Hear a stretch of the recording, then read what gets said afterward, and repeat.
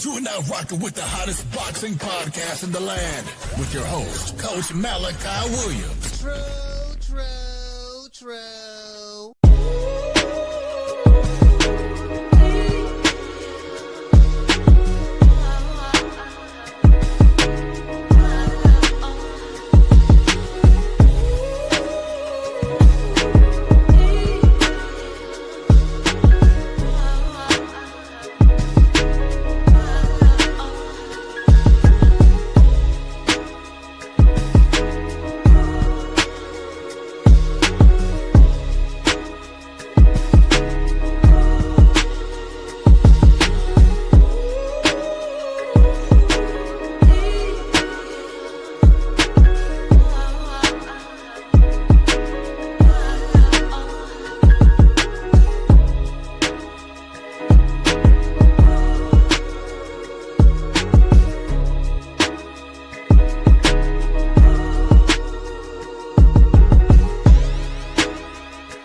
For the thousands in attendance and the millions watching around the world, ladies and gentlemen, let's get ready to rumble!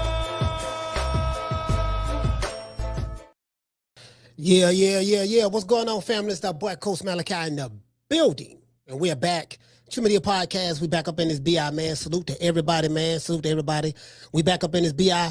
We're gonna have a good show today. We're gonna have my main man we're gonna have Jeff Mayweather on at the top of the hour, at the top of the hour coming up. So he'll be on. We're gonna interview him for like 30 minutes, and his people reached out to me.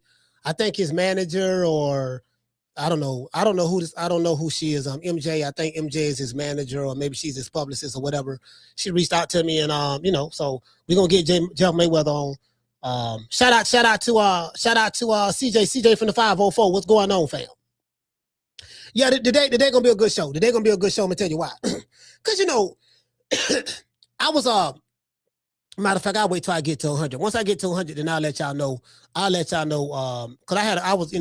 y'all know I know a lot of people in boxing, and I was talking to a guy who has become a good friend of mine in this sport, in the media, not in boxing. I don't want to say his name because, niggas be hating. Niggas be hating, you know what I mean? So, I'm connected to quite a few people in the media, a few people in the media as well that do the same thing that I do. I mean, actually, I'm in the media, my damn self. So, but I'm saying outside of myself, there's other media guys I talk to. I don't know a lot of them. I just know probably like maybe a good three that I you know what I mean? So we have our discussions and stuff like that. Of course, Steve Kim, that's to be obvious. Everybody know that me and Steve real cool. And there's some other guys, you know what I mean, and stuff like that. So we were just, we was having a conversation. I'll wait till we get to 100 done. Once we get to 100 done, then we'll do it from there. Y'all remind me about that. I'd let y'all know what we was talking about. I was sitting back, man, and looking at, this Gervonta Tank Davis situation. Of course, the news broke yesterday while I was online, while we were doing the live show. Miami Gardens Police Department, did a press conference. Tank had this incident where he beat another woman. In Miami at Tootsie's nightclub. I said, boy, she must, an ex-girlfriend. She said they dated for like 5 months. She known him since 2022, but they dated for like 5 months. She broke up with the nigga. And, so a lot of people say, Tank got a little man complexion. He has a Napoleon complexion. And then I know dudes who got a big nigga complexions. You know what I mean? So, and that is true. Some short niggas do have Napoleon complexions. Do you get what I'm saying? I don't know Tank personally. That's what I've been hearing, but that's what people have told me. But that's what people say. I take that back. No one has told me that. But this is what people say online. Some people say online, right? Some other content creators I heard say that, right?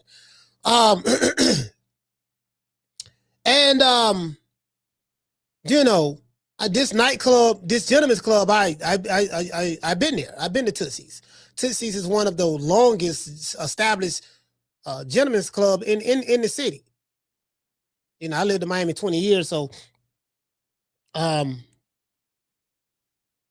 the gentleman's club is the Tootsie's is nice. It's real nice. Pool tables in the back. They have separate sections. They got private rooms you can go to in the private rooms. Ain't no telling what going on in private rooms. You know, it's a lot that I know go on, but I ain't gonna say. No, I ain't no snitch. You know what I mean? But you know, but anyway, but you could just imagine they got the private rooms, the VIP rooms, the sections and stuff like that. And you know, for the most part, it's a mixed crowd. It's a mixed crowd. It's a mixed crowd that go there. A lot of black people go there, but a lot of Hispanics and, you know, just, you know what I mean? Mixed crowd there. The type of dancers that are there, from what I remember, hell, I was just there. I was there probably like 5 years ago. From what I remember, you know, mostly it's going to be white, Hispanic, you know, it's some blacks, you know, some black women and stuff like that. But I don't know what countries these black women are from, but you know what their nationalities are. But it's kind of like, that's how it was. It's kind of like one of those clubs. It's not a hood club. Now the hood club is right down the street from it, the office. Right down the street on 183rd from Tootsie's. When you're going around the curve, before you get around that curve, you know, there's a club called the Office. That's where that's the hood club. True. That's the hood club. Yeah, that's the hood club. That's the hood club right there. The Office, and it's small. The Office is about, and guess what? What I don't like about the Office, and you know, they always got some shit popping off in that motherfucker. The Office boy, motherfucker will be getting shot in the parking lot. They're gonna be fighting. There's gonna be some shooters and fighting. They're gonna be throwing hands. Nah, but the strip clubs in Miami is different. Like, you can go to the strip club at 12 o'clock in the afternoon. They're open. 12 o'clock in the afternoon, the club open, right? And you know, and people ain't dropping money like they used to back in the day. So it's, you know, being a stripper in today's time is a hard hustle. It's a hard hustle being a stripper in today's time. I'm telling you that right now. And you know, and those type of women, they always had to do a little something. I don't want to say had to, but they always were willing to do a little something in order to make some extra money. If you can pick up what I'm putting down. So that's just the game. That's just the game. That's how it works. That's the game. You know what I mean? You know, yeah, man, I just, you know, it's rough right. I'm pretty sure it's rough right now. You know, being a stripper, I'm like, man, shit, nigga you gotta strip and then be on Amazon, do Uber Eats on the side. What you do for the, yeah, girl, I strip, but I do Uber Eats on the side. You get what I'm saying? I gotta, you know what I mean? Niggas, they motherfucker broke. Motherfucker broke, bro. I'm talking about, boy, listen, boy, shit, nigga, Trump hitting all the drug cartels. They say the dope drying up in America. Motherfuckers can't come across the border no more. You know, they got El Chapo. I think Joe Biden got El Chapo. They got El Chapo. I'm like, man, the plug. I'm talking about, but they ain't bullshit, bro. Bro, so the dope boy money ain't like it used to be. So everybody done went to scamming. They hit the PPPs and the COVID relief funds. Guess what? They cracking down on that. So once they take away the street hustle and then take away the government scam hustle, it's like, man, everybody on the even ground now. True. Yeah, man, I'm like, shit, remember all the motherfuckers who was, you go on Instagram and you seen this chick, she a baddie and she got high standards and I need a 6-figure man and I need a high figure earner. I need this, I need that. Yeah, she was in that 1-bedroom apartment. She was in that 1 bedroom. Listen, you can tell, listen, I'm gonna tell you something. I know all the women who got PPP loans. You know how I know who they is? Because it was girls that I went to school with. They had a nice little ass and all that. But then when I saw them again, they looked totally different. They done went and got the BBL. We ain't got the tatas done. Everything jacked up. The tatas don't jacked up, and that's cool. And, you know, you can get that with a Wonder Bra, whatever. I don't know. You know, you got that right there. And then you got they went and got the BBLs. I'm like, yeah, she got that PPP. True. Yeah, that PPP don't hit. Yeah, I already know what that is. That's what happened. You get what I'm saying? Guess what? But the well don't wear and dry. You go to Atlanta, it ain't nothing. In Atlanta, there's a lot of Nigerians in Atlanta. A lot of them. A lot of Nigerians in Atlanta. Shit, I had one pick me up from the airport when I was in Atlanta. Shit, when I interviewed Brian the Normans, I had one pick me up from the airport. He told me, you know what I mean? It's a lot of Nigerians in Atlanta. In fact, I'm dead ass serious, boy. Guess what? All them scamming too. To this day. Scammers. That's it. Everybody trying to scam. So once that dry up, they're like, man, you know, motherfucker got, you know what I mean? Shit, that you know, survival. You know, I mean, shit, you see, when a motherfucker don't want to be homeless, you know, or you gotta sleep in your trailer, or you gotta sleep in a U-Haul truck, or you gotta sleep in I'm hearing people sleeping in doggone storage units. A friend of mine got put out of their apartment. $6,000 because every year the rent kept going up. Every month the rent kept going up. They got on hard times, and yeah, man. There's a whole lot of motherfuckers flogging out here now. You got to watch all these dudes who flogging on social media. And some dudes, they had a little fame and notoriety. You think they got some shit, you know what I mean? Like motherfuckers ain't got what you thought they had. You know, because you thinking because he in a certain position, yeah, he got this, he got that. Adrian Broner, perfect example. He had it. Man, Adrian Broner, I might got more money than Adrian Broner right now. True. Yeah.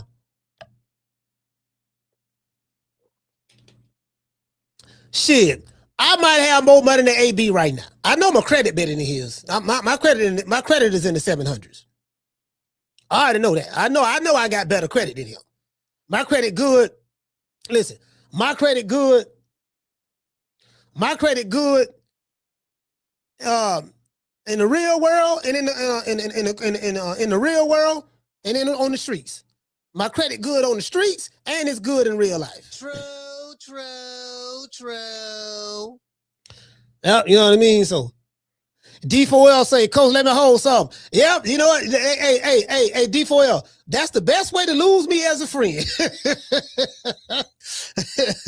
That's the best way to lose. Like I could be sitting there talking to you right now. Let's say we face to face. You say, man, let me hold something. I said, then who that is? The police? Then when you turn your back to look and see ain't nothing there, then you turn back around and look at me, I'm going to be gone. You're going to see me running like this here. I'm running as fast as I can from you. That right there. Soon, listen. Don't listen. As soon as a motherfucker come out, tell me let him hold something. I'm like, oh, God. Next thing you know, you call them. They ain't answering the phone no more. You going straight to voicemail. Yeah, man. Shit, yeah, man. But that's the fastest way. That's the fastest way to lose a friend, right there. Actually, let be known as that. Let a nigga hold some friend. Man, let a nigga hold something, man. Yeah, all right. Okay. Yeah, dog. Finna get the fuck around you right now. Shout out to D4L. Salute, fam. Gervonta Davis' latest DV, domestic violence arrest warrant, speaks, sparks outrage amongst boxing fans.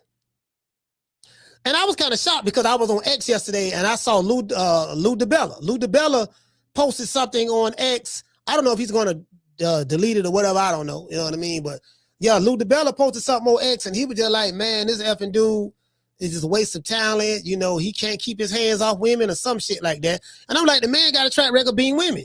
Now, now this is the thing that get me, right? The Gervonta Tank Davis fans. It got to be hard being a Tank Davis fan. It has to be hard. Because the mental gymnastics, like when you talk to, what I noticed when you talk to a Tank Davis fan, I can't say all of them, but a good number of them since I've been on social media.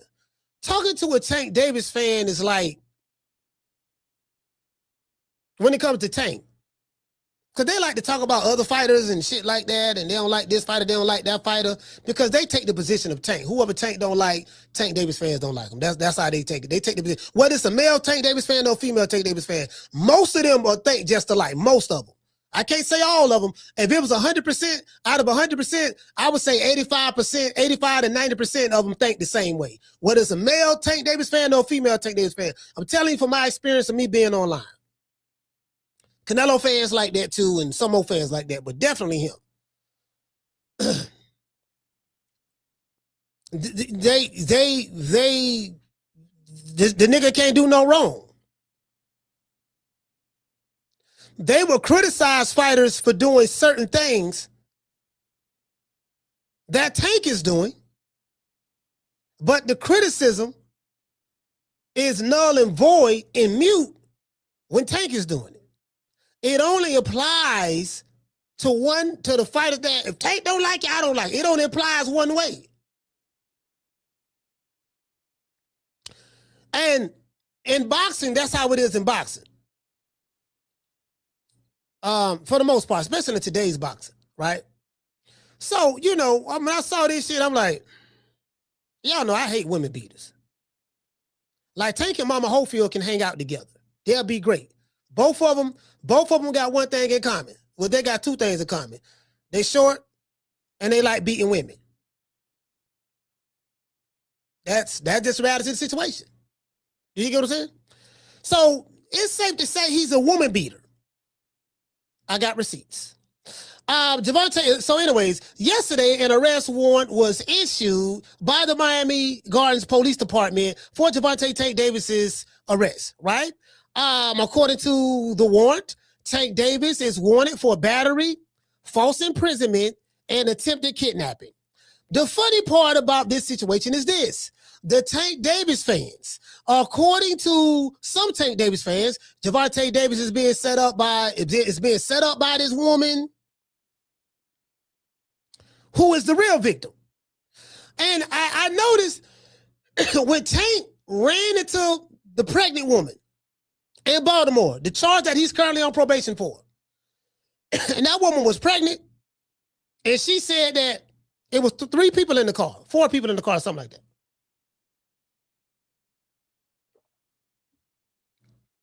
Tank looked at the woman, say ran through a red light, hit her. She was in pain.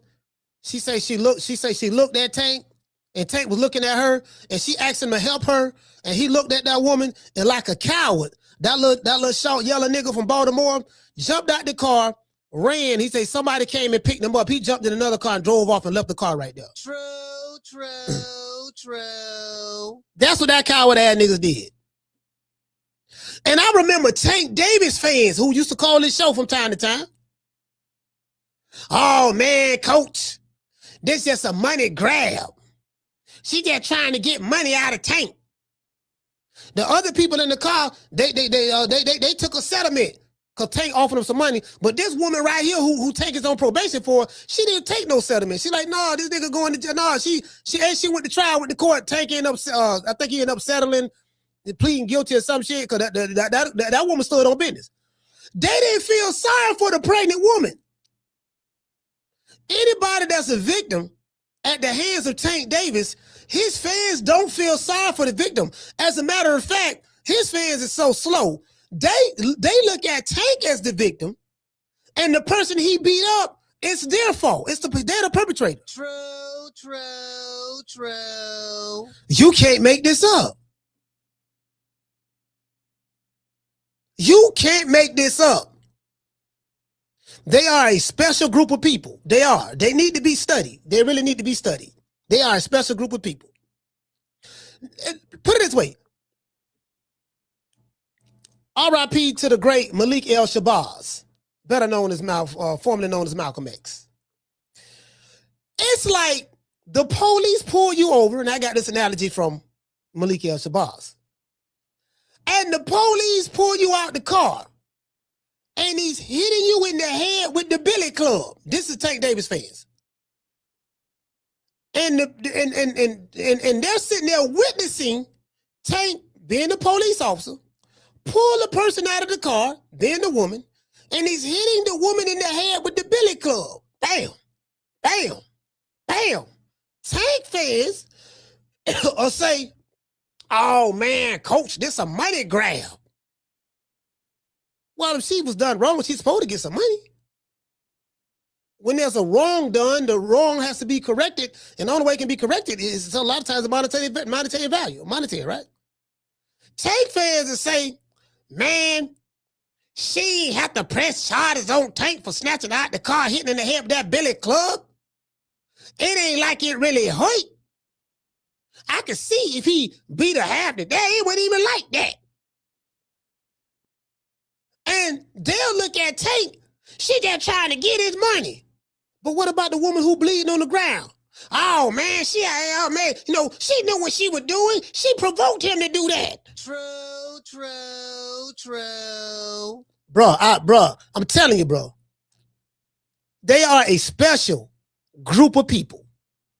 I'm talking about like Shorty special. I'm talking about Rolly Romero special. They are a special group of people. They have the same mentality and they come from the same area. I'm just being honest with you. As I say, about 85 to 90% of them. Now, there's a 10% of Tank Davis fans, they cool. 10% of them are cool. But the masses, the classes don't outweigh the masses. All right, it is what it is. True. Anyways, as I said before, the funny part about this situation is that the Tank Davis fans, according to some of them, Gervonta Tank Davis is being set up by this woman who is the victim. According to some Tank Davis fans, this is a conspiracy by the white man in order to take down the brother man, Gervonta Tank Davis. According to some Tank Davis fans, the Miami Gardens Police Department were wrong for doing a press conference, issuing an arrest warrant. You know what I mean?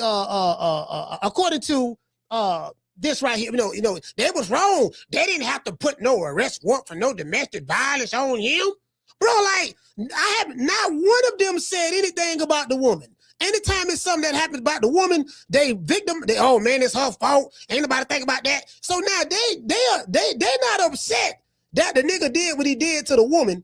Or they in charge. They're not upset about that. Man, why they had to do a press conference, about why they had to do that. They only did it because he's a celebrity. Duh, that's what they do to celebrities, fool. True.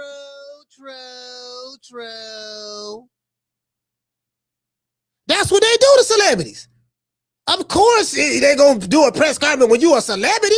They're not going to do a press conference for Pork Chop Willie. No disrespect to Pork Chop. Goddamn, dog. Why take loosen the handcuffs up, officer? Officer, loosen the handcuffs up, man. What's up? Hey, well, who that is? That's the media people. Hey, what's up, media? Y'all want to come interview me? Who that is? That's you, Pork Chop? Yeah, no, nigga, your name ain't big enough yet. This is Channel 8 News. This is Channel 8 ABC local news. Yeah, there's some nigga named Pork Chop Willie want us to come over there and interview him. Nigga, we ain't waiting on you, nigga. We waiting on Tank. We sitting right here. We heard the police got him. He's on his way to Miami Police Department. I think they're gonna take him to TGK. They probably gonna take him to TGK or downtown. We waiting right here. We ain't waiting on you. True. Yeah, man. Yeah, you know what I mean? Motherfucker wanna nigga going to jail. He trying to get some, you know what I'm saying? Shit, of course. Anyways, them niggas is slow. Yeah, and boy, listen, this ain't no shade, boy, but I'm telling you, boy, I have a track record of dealing with Tank Davis fans online. I've been doing this shit 5 years, and I'm telling you, but it got to the point where I didn't want to do any more shows about Tank because his fan base is so retarded.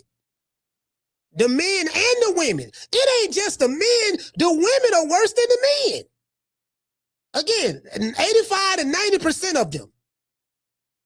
I'm just saying. And it don't matter what age they are. I thought it was just some young shit, right? Oh, it's some old nigga Tank Davis fans. Boy, they the worst. True. The old nigga Tank Davis fans. Oh, listen, shout out, listen, y'all know I got a lot of love for DC Gray. DC Gray, well, no, you know what? No, I can't say that. Because Gray will get mad and curse Tank out. Man, this nigga getting on my goddamn nerve. Fuck that nigga. But then Gray be flip-flopping. 1 minute he hate Tank, then the next minute he love him. Next minute he love him, then the next, no, he don't hate Tank. 1 minute he love Tank, the next minute he mad at him. So Gray be going back and forth. He be going back and forth. You get what I'm saying? But the old crested nigga is the, oh my God. I'm like, damn, you a woman. Why you so in love with him?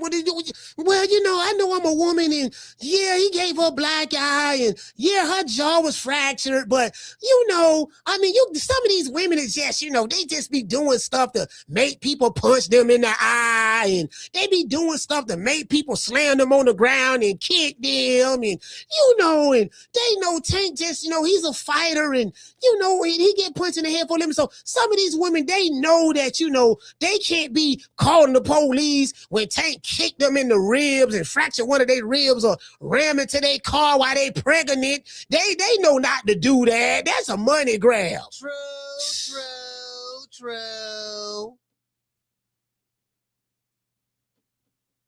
They special. I swear to God, they special.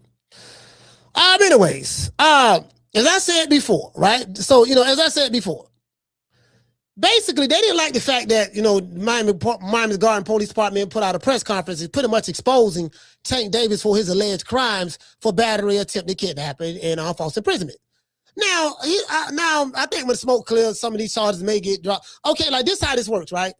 Battery. Battery is obvious.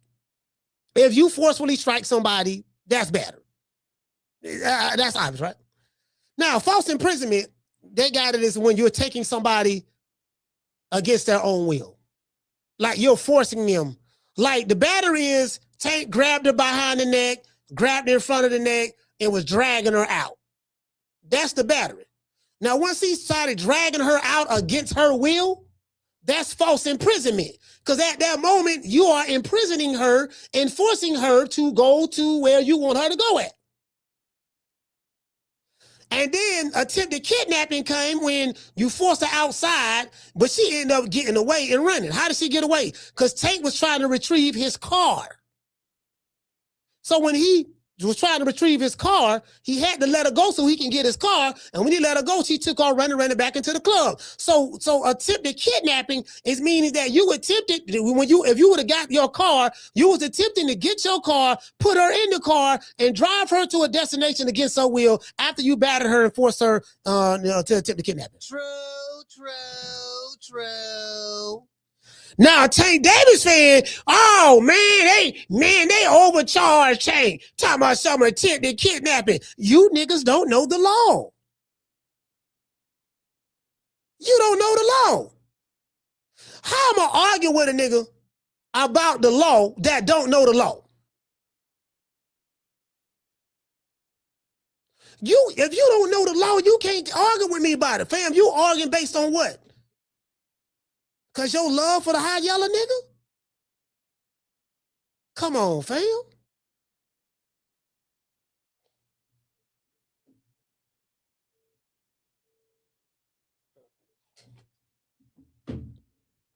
Anyways, let me see where I was at. For all the Gervonta Tank Davis fans who believe that their precious Tank is being set up by the white man or the woman, and a money-hungry woman, this message is for you. There's a videotape of it. Only a fool will argue with something when there's video footage.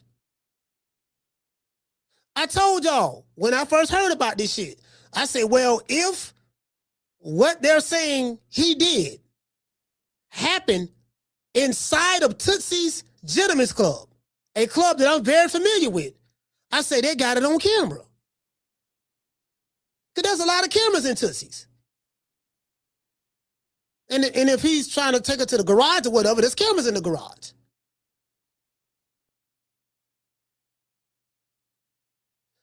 A Tank Davis fan, man, they got it on camera.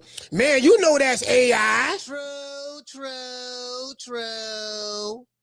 The mental gymnastics that you got to go through being a fan of this nigga when he do dumb shit. The mental gymnastics, it's mind-boggling to me. You get what I'm saying? Now, according to my good friend, AI and Google, y'all know I got two good friends named AI and Google. Don't everybody believe in Google? Go Google that shit. According to my good friends AI and Google, you get what I'm saying? Gervonta Davis has been arrested multiple times with reports dealing with, guess what it's dealing with? At least 5 separate arrests sparring from 2017 to 2025. And they're all dealing with beating women ass, harming some type of woman. The only out of all the cases he called, only one was about him fighting a man outside of the ring. That's what my good friend AI and Google told me. Matter of fact, I got the receipts. True.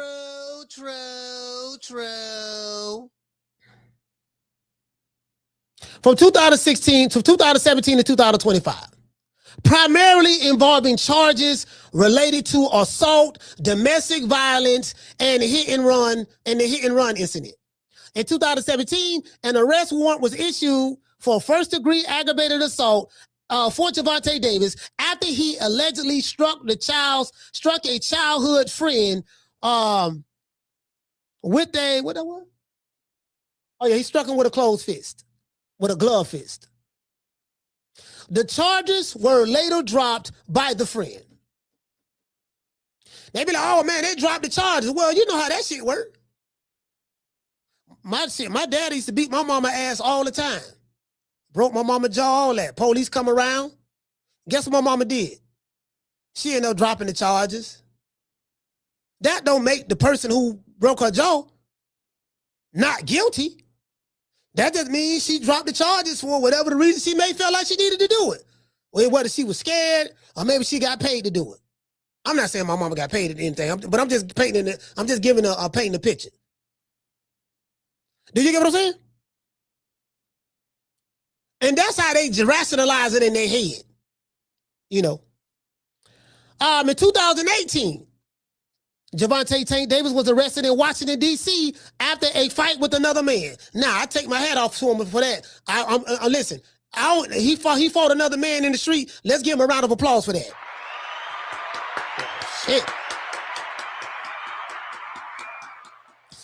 Because I thought in the street, this nigga going to fight women. I think Tank 10-0 when it comes to women now. 10-0, 15 knockouts. In February 2020, Gervonta Tank Davis was arrested on simple batteries and domestic violence charges for an incident of at a charity basketball game where he was filmed grabbing his ex-girlfriend by the throat. Oh, y'all remember that? I'm gonna show that video too. True. I don't need some of them delusional Tank Davis fans, them 90% of them I was telling you about. I don't want them to say, oh man, that ain't true. They lying. No, okay, I'm finna show you. The charges were eventually dropped after the woman declined to press charges. Second woman declined to press charges. Okay, know how that is. Okay, later on that year, November 2020, Gervonta Tank Davis got involved in that hit and run. You know, he was involved in a hit and run accident in Baltimore that injured 4 people, including a pregnant woman. He fled the scene after running a red light. Now, this is some coward shit. You hit a pregnant woman, and instead of you sitting there manning up, making sure everybody all right, you ran like a coward. Guess what? His fans was arguing about this shit when I remember when the case came up. When the case came up, we was gonna got the probation and stuff. Oh, there was. I'm telling you, I remember this shit. It is what it is. You know, it is what it is. Anyways. I mean, his fans don't like me. I don't give a fuck. I give 25 fucks about a Gervonta Tank Davis fan. I ain't your friend. I ain't your homie. You do not have a friend in me. You dig? True. I feel the same way about Canelo fans. I feel the same way about Ryan Garcia fans. Get 25 fucks about you. You dig? I'm talking about the delusional ones, not the ones who cool. If you cool, this message ain't for you. But if you get offended about what I'm talking about, what I'm saying, You the nigga I'm talking about. To this day. Y'all know I don't give a fuck about trying to be friends with no male groupie. You know what I mean? I don't give a fuck about no nigga feeling. Shit, fuck a nigga feeling. I said what I said. Anyways, they ain't gonna call the show when I drop the phone. Like they never do. Anyways, Gervonta Davis, in that incident, when the scene where he fled, he later pleaded guilty. He pleaded guilty, meaning he did that shit. He later pleaded guilty to 4 traffic offenses, and in that incident, I think that incident happened. They said it happened May 2023, and he was sentenced to 90 days of house arrest, and he also was placed on a sentence of house arrest, and I think he ended up violating that house arrest, and he did like about 40 some days in jail. Because they put him on house arrest and he violated, right? In 2022, right, December, he was arrested. We did 2020. 2022, Gervonta Davis was arrested and jailed on another domestic violence charge for battery causing bodily harm after allegedly striking a woman. These charges were also dropped when the alleged victim recanted her statement. Y'all see a pattern? Y'all see a pattern here? Y'all see a pattern? In 2025 of July, Gervonta Tank Davis was arrested by Miami Beach Police Department, Miami Beach, Florida, right? On a misdemeanor domestic violence charge stemming from an alleged incident on Father's Day, June 15, 2025, where he was allegedly struck the mother of his children in the back of the head and slapped her. As a matter of fact, he pleaded not guilty for those charges. So those charges, I think, are still pending. An active arrest warrant, October, an active arrest warrant was issued on January 2026, not a couple of days yesterday, as a matter of fact, for Gervonta Tank Davis by Miami Gardens Police Department, on charges including battery, false imprisonment, and attempted kidnapping. That happened in October. They've been trying to serve him the papers, and he's been nowhere to be found. He's been disappeared. So now by him avoiding the situation, avoiding the attorneys, avoiding the people to try to serve him papers for the lawsuit and all that stuff there, he made his situation worse. See, he's so used to running away when shit go bad. He used to run. He's a runner. He's a runner. He's a track star. He gonna run away when it gets hard. Hit the pregnant woman in the car, jump out the car, run. Beat the girl up in the strip club. People, they got it on video. People try to serve you the papers. What he do? He run. Because he always had people that's always gonna cover for him. He's never been held accountable for nothing. There's no accountability. Yeah, he rich, he millionaire, but there's no accountability. He's not the brightest guy in the world. He boxes for a living. You get what I'm saying? So physical talents, his physical skills help him, get where he at. But that's what it is. He got to, instead of him, you got to force him to face the consequences of his actions. Well, he's 31 years old. He'll be 32 this year. So, it is what it is. As you guys can see here, there seems to be a pattern of Gervonta Tank Davis beating women and running. So far, and I gotta say this, so for all the 90%, 85 to 90% of the Tank Davis fans I'm talking to, this message is for you. So for all you Gervonta Tank Davis fans, the only conspiracy that I see is Tank Davis conspiring to beat women's asses and running when shit get hard. But I digress. True. Let's look at the comment section to see what the people have to say. Special guest Jeff Mayweather will be on the show at the top of the hour for 30 minutes. And we'll talk about different things, as it relates to boxing. Today's show is sponsored by False's Barbershop. If you are in the city of Tampa, download the app Booksy. That's on BOOKSY. False's Barbershop is located at 1923 West Main Street, West Tampa, Florida, 33607. Let them know that Coach Malachi sent you, and you will receive a 10% discount.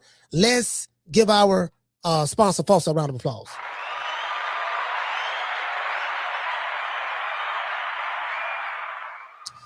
And since there's a warrant out for Gervonta Tank Davis's arrest, I'm pretty sure he's going to get a bond. Tank, you might want to get in contact with my people over there at IT Bail Bonds. Sitting in the county jail right now for child support, driving on a suspended license, or a missed court date? Don't even trip. I made one phone call to IT Bail Bonds, and they had me out the same day. No judgment, no games, just real people who move fast. If you or a loved one is locked up in the city of Tampa, call IT Bail Bonds at 813-231-2663. IT Bail Bonds is located at 6201 East Hillsborough Avenue, Tampa, Florida, 33610. IT Bail Bonds. When freedom is on the line, call IT. You get what I'm saying?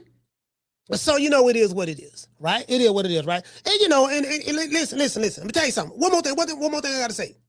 To my haters. Nigga, macho man, nigga. No pusters helping me over there to the left, and no pusters helping me over there to the right. Didn't need them then, don't need them now. Didn't need you niggas then, and I don't need you now. Just letting you know. True. Just letting you know. You get what I'm saying? You do not have a friend in me. Shout out to doggone Tila. Tila, what's going on with Tila? Tila in this bitch. Shout out to Tila. Anyways, man, we're going to have a good show. We're going to have a good show today. Y'all know what time of TI is, man. Y'all know how I do it. I bring it. You get what I'm saying?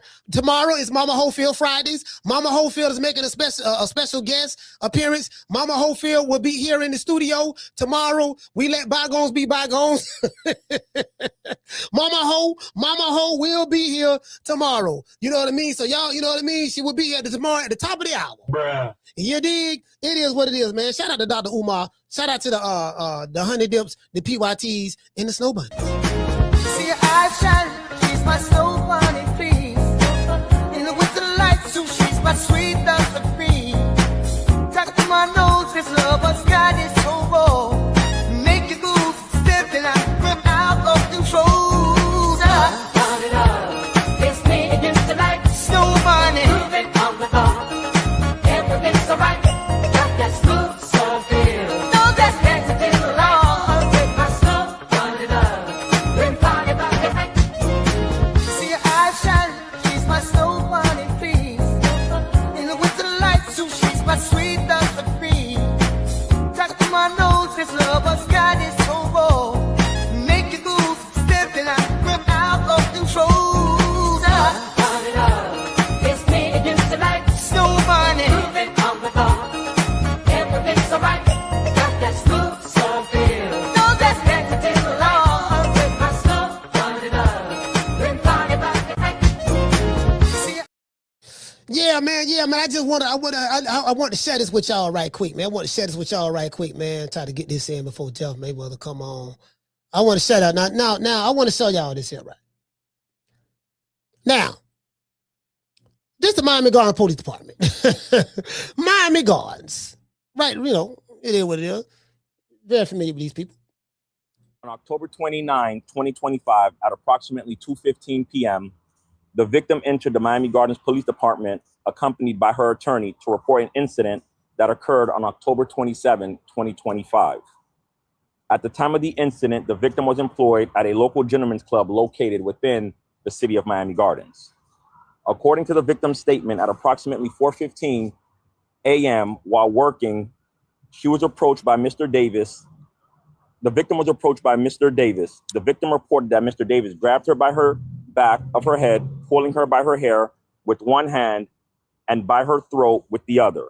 He forcefully escorted her down a stairway and toward the parking garage while maintaining his grip on the back of her head. Upon reaching the parking garage, the victim reported that Mr. Davis released her, at which point she was able to run towards her coworkers for safety. The victim reported sustaining minor injuries, including visible bruising to her left arm at the time the report was made, and she sought medical attention. The victim further reported that she has known Mr. Davis since 2022, and they were previously involved in an intimate relationship for approximately 5 months, which ended about a month prior to the incident. She stated she had blocked all forms of communication with Mr. Davis after the relationship ended. During the course of the investigation, lead detective Gary Florencio obtained and reviewed video surveillance footage that corroborates key elements of the victim's statement. As a result of the diligent and hard work of our Special Victims Unit, an arrest warrant has been issued for Gervonta Bryant Davis on the following charges: battery, false imprisonment, and attempted kidnapping. The investigation determined that Mr. Davis used force to restrain and attempt to remove the victim from the location against her will. The victim was only able to escape when Mr. Davis released his hold to retrieve his vehicle. At this time, the Miami Gardens Police Department is actively working with the United States Marshals Fugitive Task Force to locate and apprehend Mr. Davis. Now, as you can see, this particular charge. All right, I just wanted to show y'all that because that's a video I dropped yesterday. So they did a press conference. So some Tank Davis fans are mad because they did a press conference. You can't make this shit up. Some of them pro Tank Davis content creators, I don't even listen to them niggas. I can just imagine what the hell they talking about. I can just imagine that. You know what I mean? Y'all know what it was. Fagnon, Shigo, Ellie Sucker Nigga Nutsack. Them three right there, boy, that shit, they listen, they taking turns eating the meat. They eat the meat down to the base. When it come to Tank Davis, Fagnon, Boss and Shigo, you know, Boss and Shigo wrote Tank a love letter. So you know how he feel. He wrote a love letter talking about his leg tattoo and stuff. Fagnon, he old and bald head, cottage cheese and titties. And then Ellie Sucker Nigga Nutsack, he don't give a damn. I mean, they eat the meat down to the base. They don't even come up for air. True. That's terrible. I mean, nigga, you ain't gonna come up for air? God damn, dog, at least come up for air, my nigga. You know, breathing good for your health. Breathing is good for your health, dog. You're gonna pass out down there. You're gonna pass out, Fagnon. Ellie, you're gonna pass out. I don't care. Reporting. I don't care. Hi, Tank. How you doing, buddy? Tank, listen, I don't need the knee pads anymore. Oh, you don't? No, need them anymore. Let me show you. All right, then. What that them on your knees? Oh, those are calluses. Those are calluses. All right, go ahead. All right, Tank. Are you ready? Yeah, I'm ready. Reporting. You know. True. Lord have mercy. And we heard she go wrote this nigga a love letter. See this what you're dealing with. This what y'all dealing with. Oh, let me show y'all this. Where ego at? What is nigga? Let me see. Yeah, this it right here. See, Tank fans, I'm talking about the male groupies, the male groupies. Hold on. I'm texting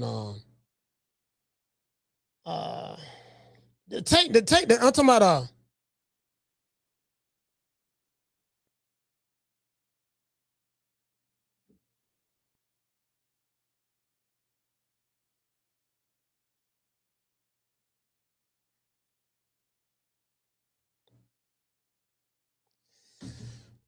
hold on.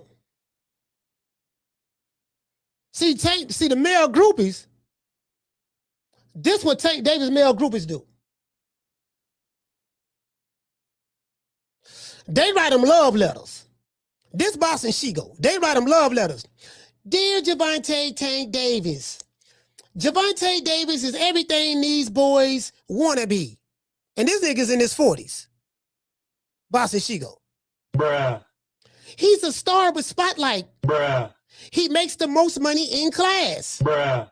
He's a knockout artist. He will put you on a poster. Bruh. He's a trendsetter. Chrome hearts, braids, leg tats, etc. He got his own style. Bruh. Exciting to watch. Bruh. Really from the trenches. Good Marvel Origins backstory. Bruh. Loyal to the same people who came up with. Bruh. Most talked about. Bruh. So you're right. He's the most talked about. He's the most talked about when it comes to warrants. He's the most talked about when it comes to hitting pregnant women. He's the most talked about when it comes to beating women up. He's the most talked about when it comes to going to jail. You're right about that, Shigo. He is the most talked about. True. I agree with you. He's the most talked about. I agree with you. Is you gonna write a love letter about this? And Shigo, are you gonna write a love letter about this? Dear Tank Davis, I stand by you. I know that this is a conspiracy. Even though this on video of what you did, I believe that you deserve a second chance. Don't worry about the haters online, Tank. I will fight them for you. Love, Boss and Shigo. Oh, P.S. When I see you again, will you please allow me to see your leg tat? It looks cute. Thank you. True. That's this nigga, Shigo. That's this nigga right here. Right here. Boss and Shigo. Writing niggas in his 40s, writing little niggas in their 30s love letters. Writing them love letters. Nigga got an arrow with a heart on it like Cupid. So niggas in love. Anyway, hold on. I gotta send Jeff Mayweather this link. Hold on. Y'all bear with me. Niggas in love. Hold on. Shit, I ain't know you was in love. Shit.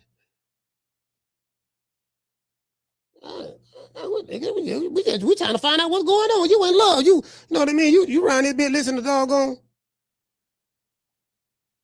Shit, nigga, I ain't. Hold on, Jeff Mayweather official.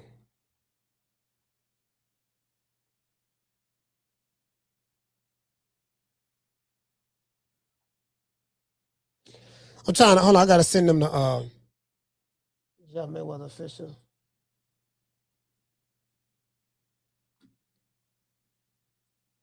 I'll let them know I just sent it.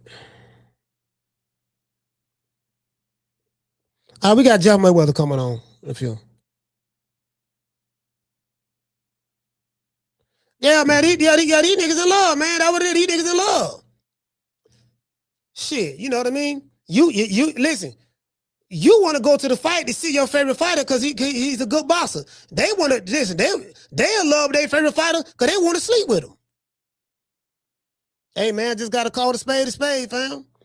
Shit, the only motherfucker gonna get it. Oh, listen, the only motherfucker gonna get offended by what I'm saying is the person who this message is pertaining to. If the message don't pertain to you, you should not get offended by what I'm saying. But if you get offended, you the nigga I'm talking about. True. You heard, listen, there's an old saying. If you throw a rock in a pack of dogs, it's the hit dog that hollers. Quite a few of you niggas hollering right now. That's what happened when that rock hit you. You hear what I'm saying? That's what happened when that rock hit you.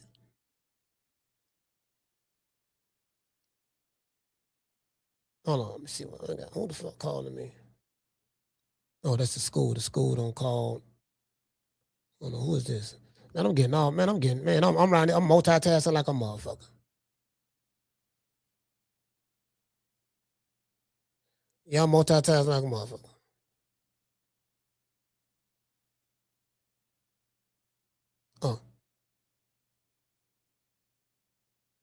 Man, I got people hitting me up wanting to come on the show, do an interview.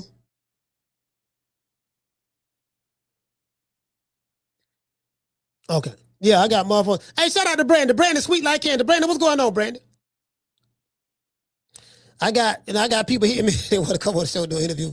Yeah, man, I got some more people gonna be coming on. Not today, but you get what I'm saying? Yeah, these niggas want to make that like. Listen, I don't mind a woman being a female groupie of a fighter. I don't. I do not have a problem with a woman being a groupie of a male fighter. That's what you're supposed to. What I have a problem with, this is what I have a problem with. I have a problem with this. After my God, I respected you. I respect you. After my God.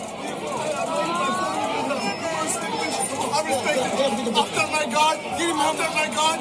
You second to God, champ. No. I didn't listen. I respect him. I'm sorry. I respect him.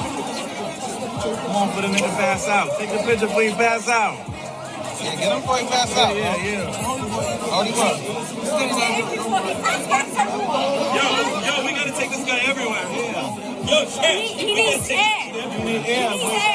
Take the picture. Take the picture before you face the picture. That's my hero, right? It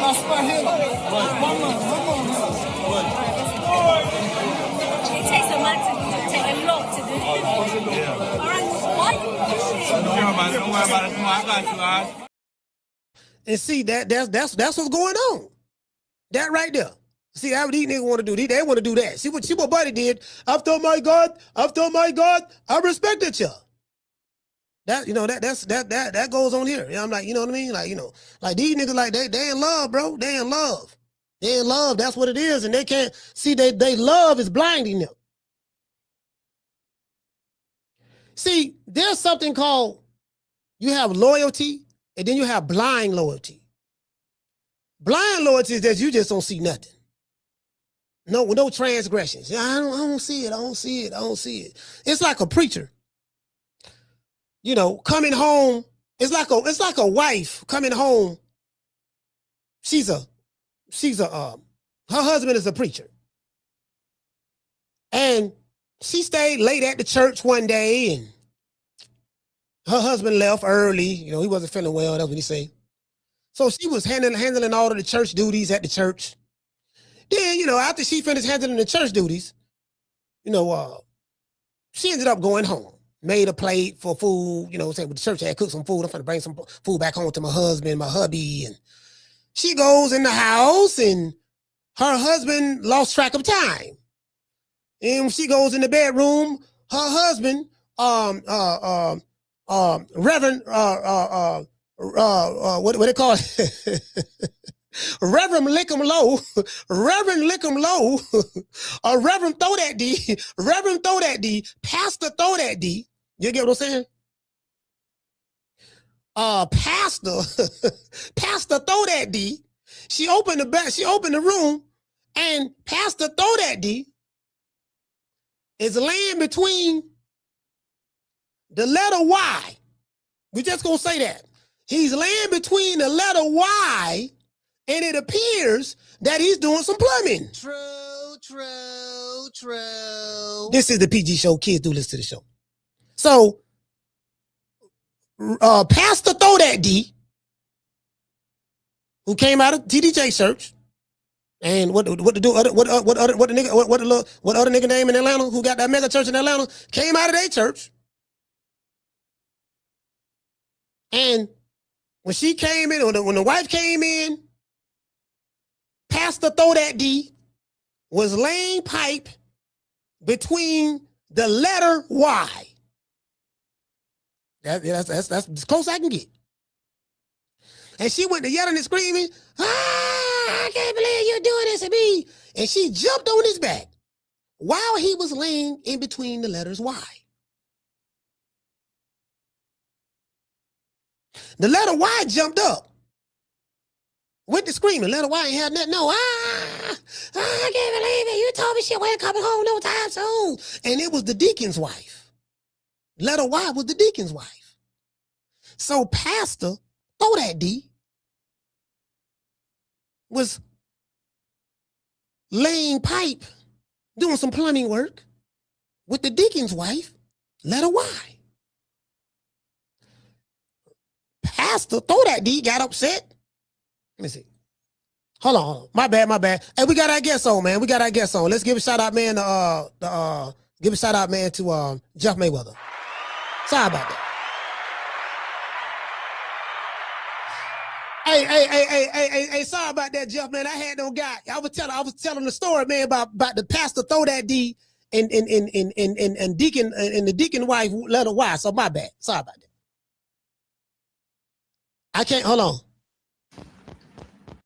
Jeff, I can't hear you. Hold on. Hold on.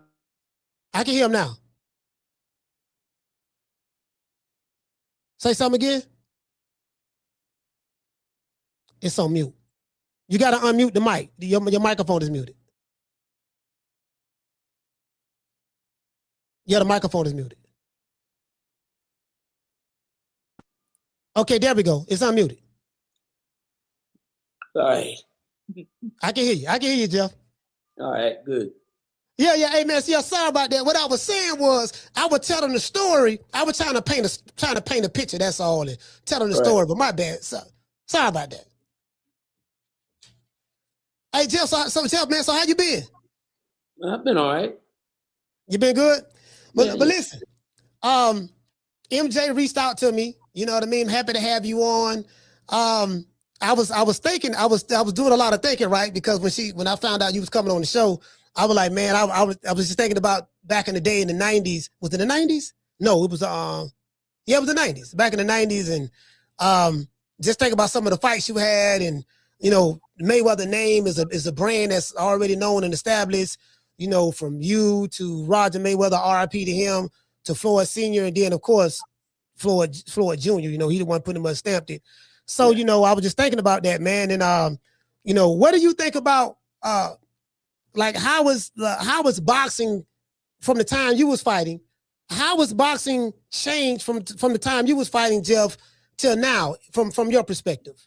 I think boxing has changed a lot, a whole lot. I think that now basically you can become a star, a social media star, and if you do just happen to be boxing, that means that you know your value is very high. I mean, of course, and I'm not just talking about, you know, I'm just not just be talking because I mean, I'm talking actually about Ryan Garcia, the guy who, you know, he's the guy that everybody wants to fight. They want to fight him because he has a huge following. Yeah. And I mean, back then, I mean, there was no social media or anything like that. So you just had to fight. Whoever was the best fighter at that time, that's who you would have to fight when you fight for a title. So you know, I see what you're saying, because you know, it's like nowadays the conventional way, and I think you're talking about the conventional way. The way a fighter got notoriety, you were signed to a major promotional company, work your way up through the ranks, and then, you know, maybe get a shot at the title. You was with Don King Promotions or Top Rank, or who was some of the other ones back then? Muhammad. Who was some of the promoters back then, Jeff, when you was boxing? I know Don King Promotions. I know Top Rank. And Lou DiBella was one of the top promoters then. Yep. I think Duva. Yeah. I don't know. Was it Duva? Yeah. Well, you know, Kathy Duva, but what was the husband? The husband ended up passing away. Okay. Yeah. Husband ended up passing. Yeah. Okay. Yeah. They were a big one of the big promotions. I don't know. They had quite a few. So what I'm saying is the conventional way would be you get with a promoter and they would be the ones to build the fighter's name and brand up. But like you said, nowadays, because of social media, you know, that has changed everything. So now the conventional ways of promoting a fighter and blowing a fighter up is kind of different today. Would you say that? No, yeah, I would definitely say that, because I mean, if you can fight, you know, in which, you know, I'm not saying that, you know, Ryan can't fight. I mean, he's a good fighter too, but he's the guy that's trying to get the title. He's not the guy that has the title, but he gets more value than the guy he's fighting that is the champion. Because of the social media, because of his popularity on social media. Right. So what I see, Jeff, is like, I agree with you. Well, like what you're saying, they can use that popularity, that social media popularity, as leverage in order to get more money. Exactly. Because they have a following, and they're going to bring that following to the sport, you know, bring more eyeballs to the sport side. So I see exactly what you're saying. Jeff, to pivot a little bit, how did you get started in boxing? It's a funny story. Well, I follow Roger. Me and Roger was real close. Real close in age. Yeah. And I followed him everywhere. I mean, seriously, I was like his shadow. And so I would go to the boxing gym. By the time he started boxing, I would go to the boxing gym. I would follow him, and he he finally just said, "Hey, if you don't be coming here every day, he said, you might as well just learn how to fight."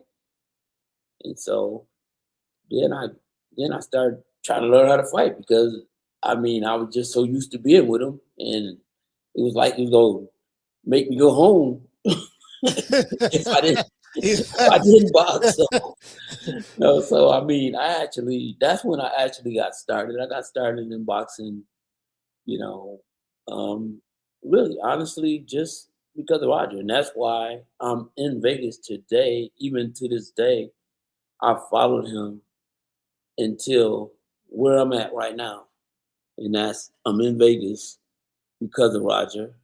And when I came to Vegas, I came here for a vacation after I graduated from college. Uh-huh. And What year was that? What year was that? 1984, I think. Okay, I'm not sure. Okay, but in the 80s, though. Yeah, it was in the 80s. But so Roger said after he actually called me when I was walking across the stage to get my diploma, and basically, I couldn't speak to him and so once I sat down, I called him back, and he said, "You want to come to Vegas?" I said, "Yeah." Okay, so he flew me to Vegas. I get to Vegas, Huh. and he says, "Okay, by this time, he's already world champion, Yeah. and he, he's got about 5 or 6 cars in his driveway." And he said, "You want one of those? You want one of those cars?" I said, "Yeah, but I'm going back on the plane. What am I do with a car?"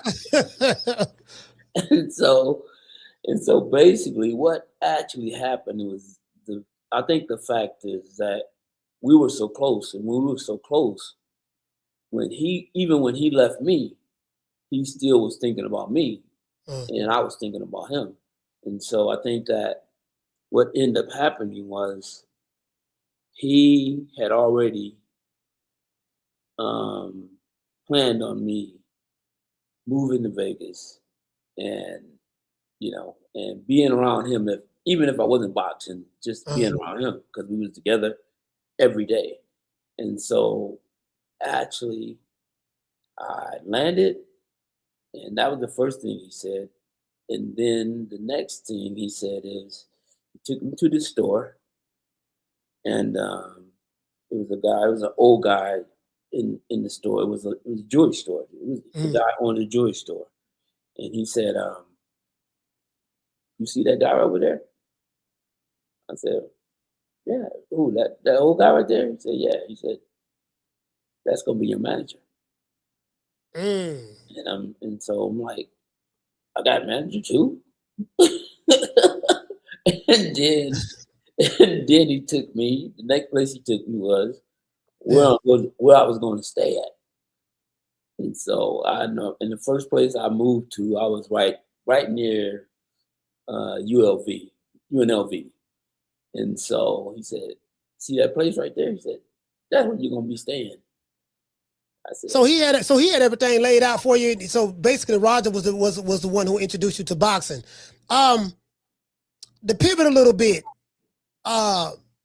your older brother, Floyd. I met Floyd Senior, man, in Vegas. Actually, at a Teofimo Lopez fight when he fought Jermaine Ortiz. I want to say this was 2024. Yeah, I met him there at the Michelob Ultra Arena because I was staying at the Mandalay Bay. And to piggyback on your older brother, what role did he play? Did he play any role in you getting into boxing or no? Or y'all wasn't close? No, I mean, because we're like 10 years apart in age. Yeah, that's a big yeah. So, but he was still part of the reason why. I mean, because he was like a local superstar, back home. Yeah. Because I mean, he won the nationals and he did things like that, and he was always bragging about himself, and and it's funny.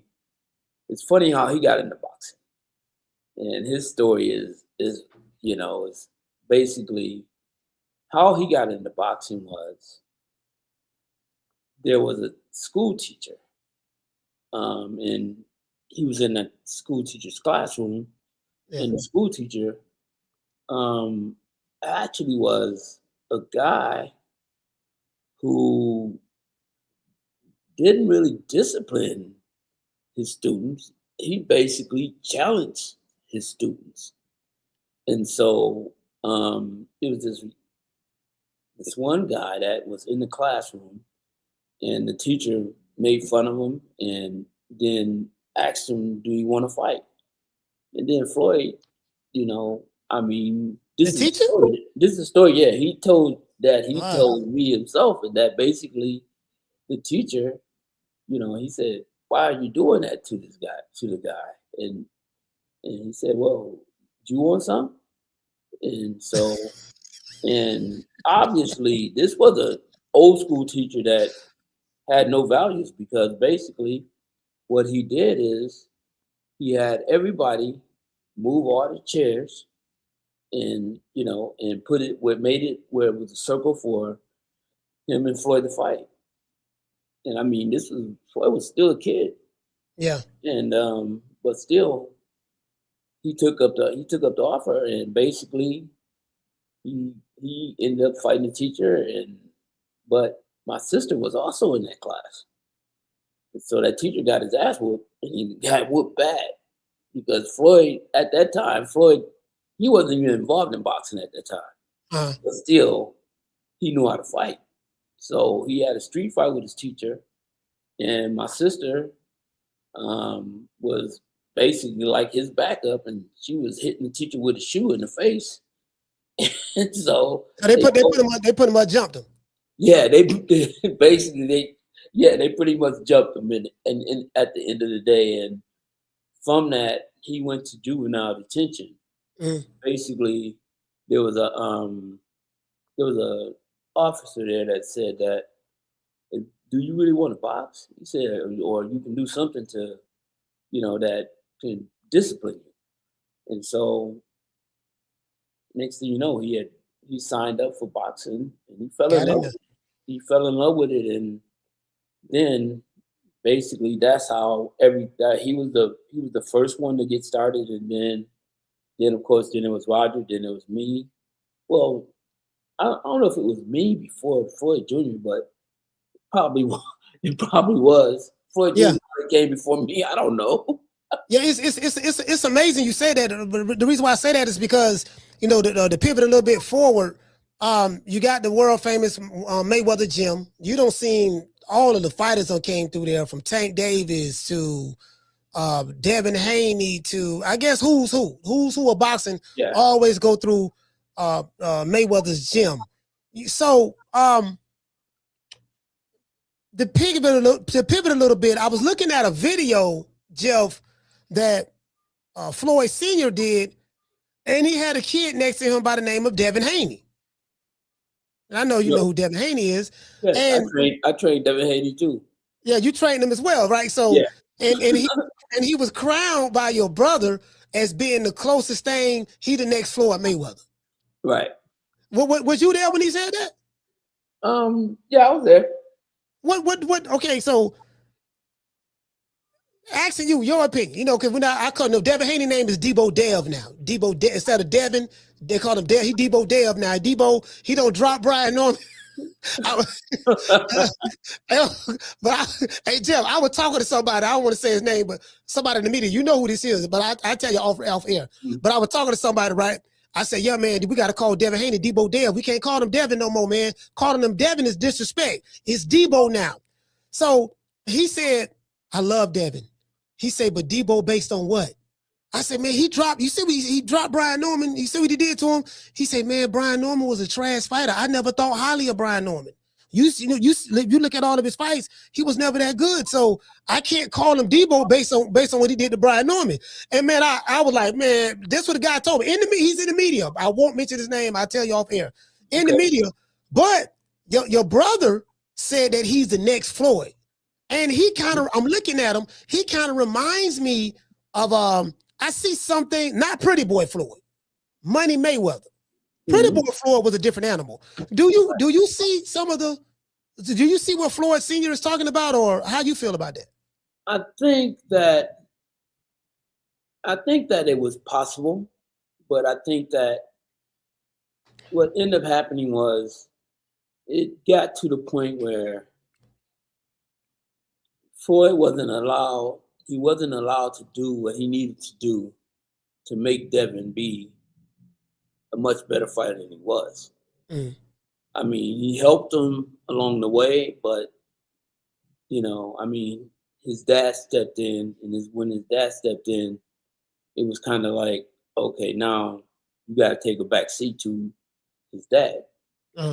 And so, basically, so that situation didn't last very long. Just like with me, that situation didn't last very long. But you saying because of the dad? Yeah. Well, was it an ego thing, or? I think it was more of an ego thing. I mean, because no one was trying to take his son away from him, but we were trying to make him the best fighter that we could make him be. But his dad wanted the credit and to be up front and be seen speaking like he trained his son, but he never did. But but still, that's his son, so it is what it is. But can you say so? How was that dynamic in the beginning? Like, because I've spoken to Bill in the past, and I don't know much about the story, but I do know from what he told me. He took his son everywhere. He put him around the best trainers. He's kind of like the chef. He put all the ingredients together. He don't know how to cook it. You guys know how to train, but he was there listening, watching, hearing everything, and he pretty much studied basically the foundation came from you guys, Floyd Mayweather, the Mayweather family.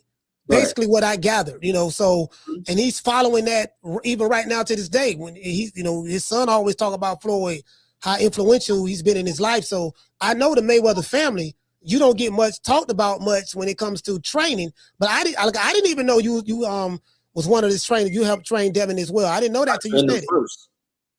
Oh, you trained him first? Yeah. Oh. So how long were you training them before? Was you training them at Mayweather gym, or? No, they had their own gym. Oh, the Haynes had their own gym. They had their own gym, and I trained them for about, I would say, probably 2 years, maybe. Okay. I mean, he was still young. I don't even think he was pro yet when I trained him. Yeah, he's still young. Okay. Yeah. But yeah. So but me and Devin had a great relationship. I think Devin's a great kid. Well, he's not a kid anymore, but he was back then. But it was back then, yeah. I got a lot of respect for him.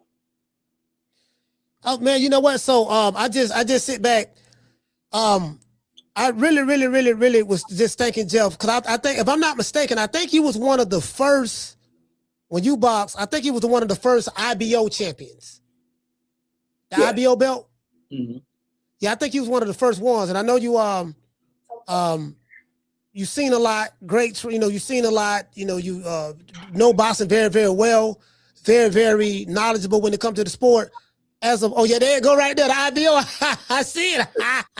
Yeah, I see it. Yeah, you got that IBO, man. It's basically a lot, man. You've been through a lot. You have your family's historic. Your son, I talk about your son a lot. I got this Floyd impression I always do over here. Wait. You just did like everybody else. Everybody thinks that I look like Floyd Sr. And you just told me I was Floyd Sr. I just told you that? Yep, because you said my son. I don't have no son. Oh yeah, that's right. Yeah, my bad. My bad. Yeah, I met your nephew. Yeah, I met your nephew. You right. You're right.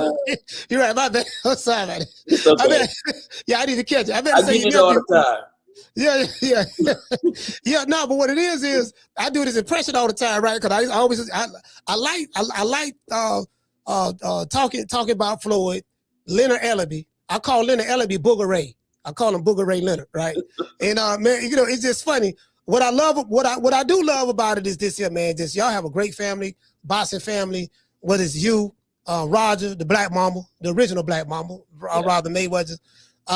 Mean as a rattlesnake. You know, had a mean jab, mean right hand. I just think about some of the legendary fights that he had in the past as well. You know, and you know, I just, you know, your family has done a really, really good job in placing the mark on the basically in the sport of boxing. Do you look at yourself as being the lesser of the Mayweather's family from a popularity standpoint? How do you view yourself in the eyes of Mayweatherness? Well, I think I'm probably the less because I choose to be the less. Right. I mean, because I've accomplished just as much as my brothers have. I mean, I've trained 6 world champions. Nobody knows that. You know, so that lets you know that I also won a world title as a fighter, and passed on my knowledge to, you know, to be able to win 6 world titles for 6 different fighters. So, yeah, you know, but I'm not flashy. I'm not, you know, vocal about what I've accomplished. I mean, I know what I accomplished, so I don't need nobody to toot my horn. Mm-hmm. Yeah, I mean, yeah.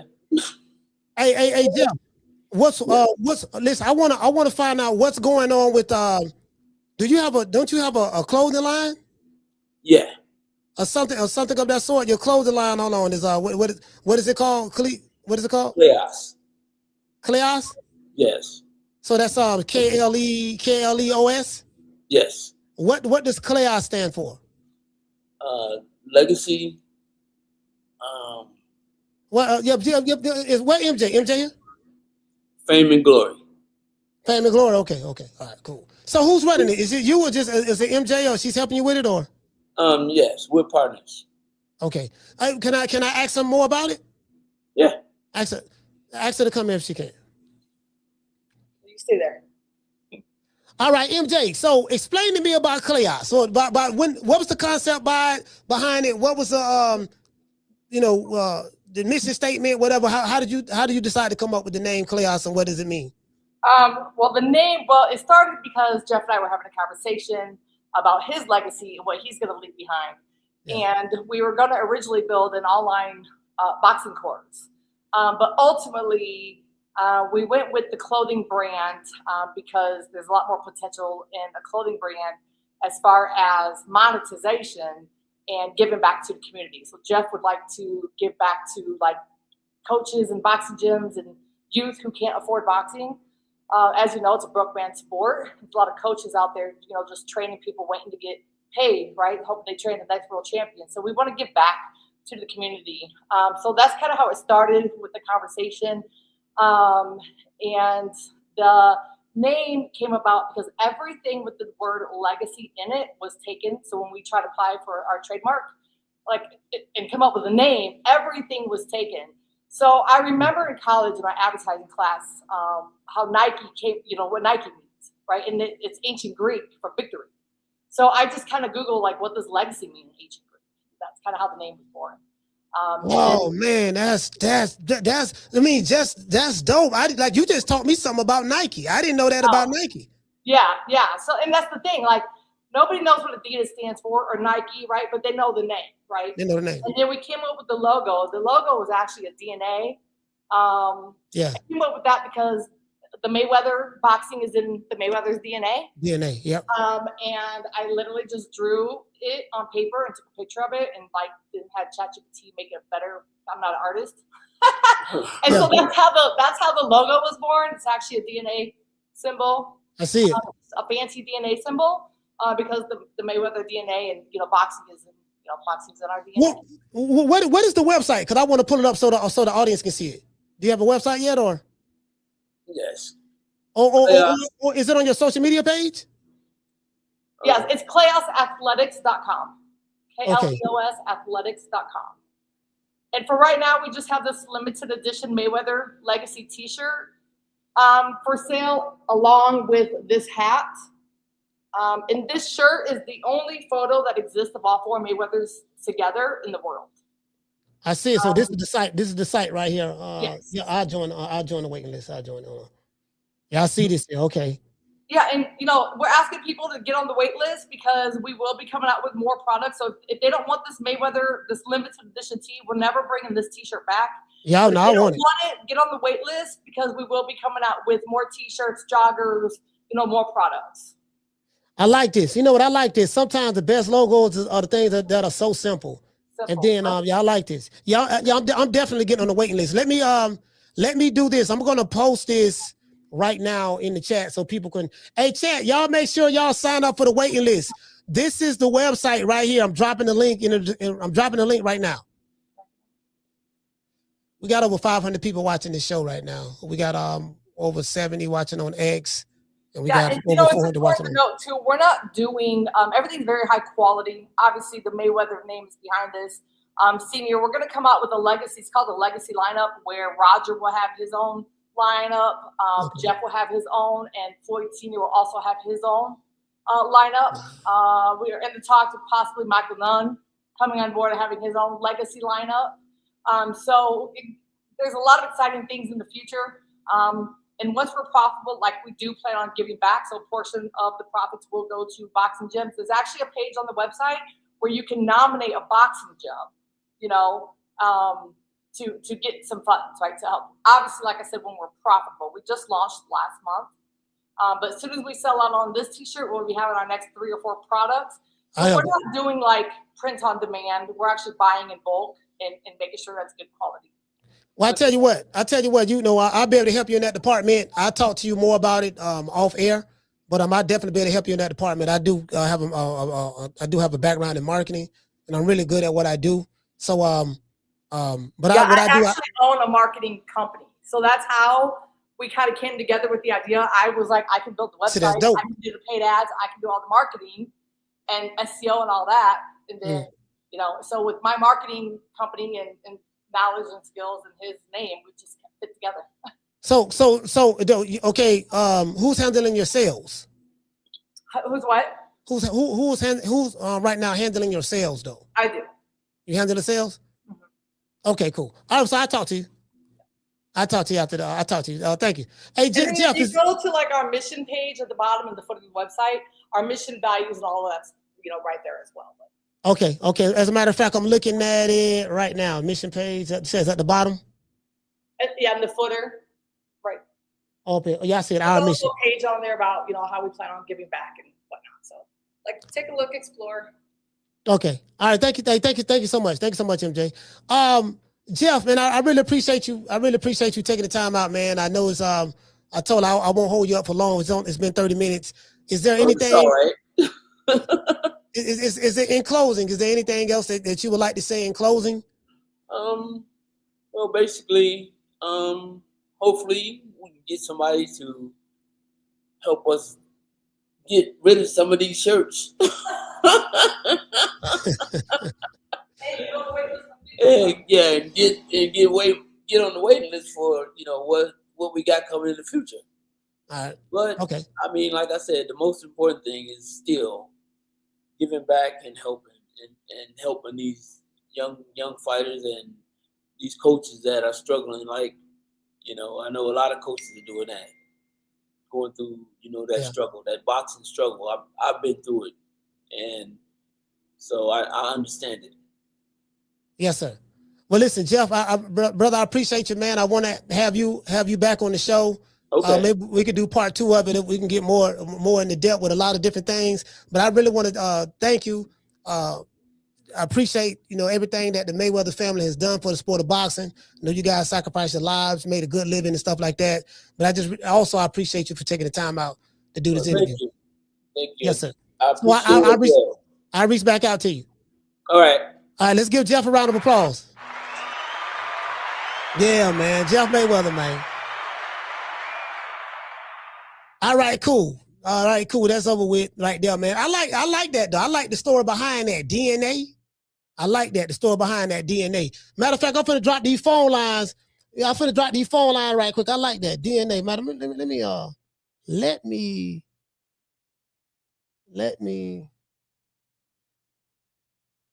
me say this website of my favorites.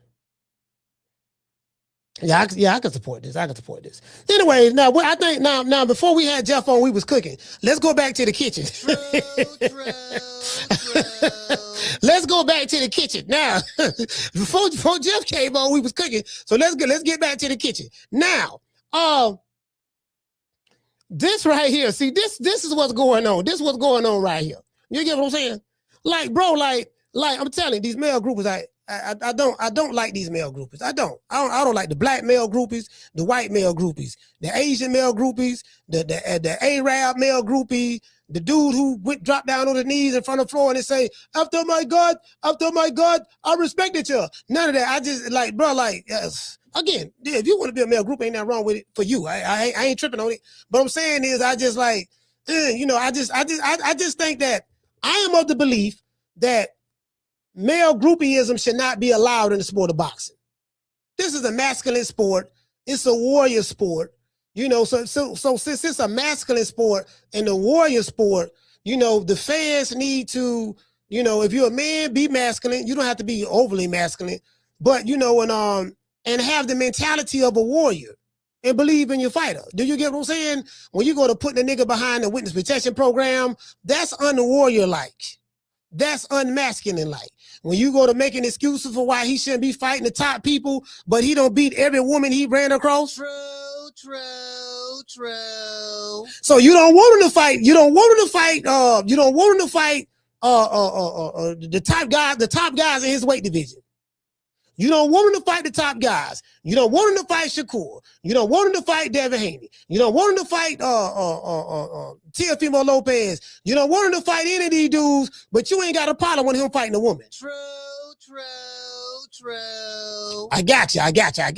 Yeah, she can get it. Now, Tank, no, hold on, wait. Devin Haney, he a weight bully. He'll bring that to the table. Shakur, we don't like his style. Like Calvin say, he ain't gonna let us do what we want to do. So Shakur ain't gonna let us do what we want to do. So you ain't gonna better do what you want to do with him. So we ain't fighting him. And then Teofimo, he ain't nobody. And let's see, Godzilla, I ain't thinking about Godzilla. King Kong, he ain't nobody. But guess what? That chick over there with the BBL, she can get it. True. Oh, okay, she can get it. Hey, man, phone lines open, man. Y'all can call the show, man. Anybody don't like what I said, call me, man. Call me. Coach Malachi don't duck no smoke. Y'all can call me anytime. The phone lines is open. You want to talk some shit? Call me. Start some shit, bitch. Sup, fool? You gonna talk shit about me, homie? Where you from? Hundreds of niggas is waiting for your motherfucking call, and they all talking shit about you right now. Call the coach at 530-494-9636. We waiting on your bitch ass. Yeah, man, it is what it is, man. And hold on, man. Listen, special guest. Hey, shout out to the Boxing Don. Special guest, Mama Holyfield will be on the show tomorrow, so don't worry. I spoke to her. She confirmed that she would be there. Shout out to Hollywood. Shout out to Hollow Davis. She says she'll be there. Now I don't like Mama Holyfield. Everybody know that. I do not. I can't stand the bitch. But however, I did, because of you guys. We work by request over here. You guys requested that I get Mama Holyfield on. So I said, okay, y'all say y'all want to see. Y'all say Mama Holyfield need a segment on the show at least once a week. So I said, you know what? I spoke to her. I called her. I don't like her, but I spoke to her and called her. You know what I mean? So she was doing her hair. So she was doing her hair when I called her. So she said she'll come on. She said she'll come on every Friday. So I said, all right, I'll give you Friday, dog. True. I give you Friday, dog. I give you Friday. Fuck it, I give you Friday. Yeah, I do that. You get what I'm saying? So yeah, it would do. You know what I mean? So I think me and Mama Ho will do the show together. All right, Mama Ho, you gonna start the show off, then I'm gonna finish it. You hear what I'm saying? Hey, CJ say Ali doesn't know the 5 styles, but my son does. Hey, CJ, man, bro. Hey, what's CJ for the 504? CJ, Hold on, let me get this cash in super chat. Hey, shout out to Mr. T. Hey, okay. Dropping out quarter of a bam, dub on your boy. Hey, Leroy. Super chat received. Playtime's over, boy.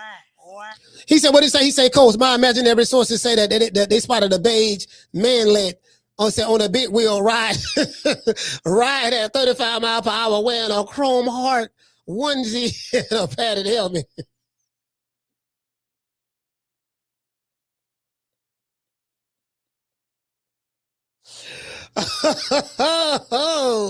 Hey, that's a low blow, fam. That's a low blow.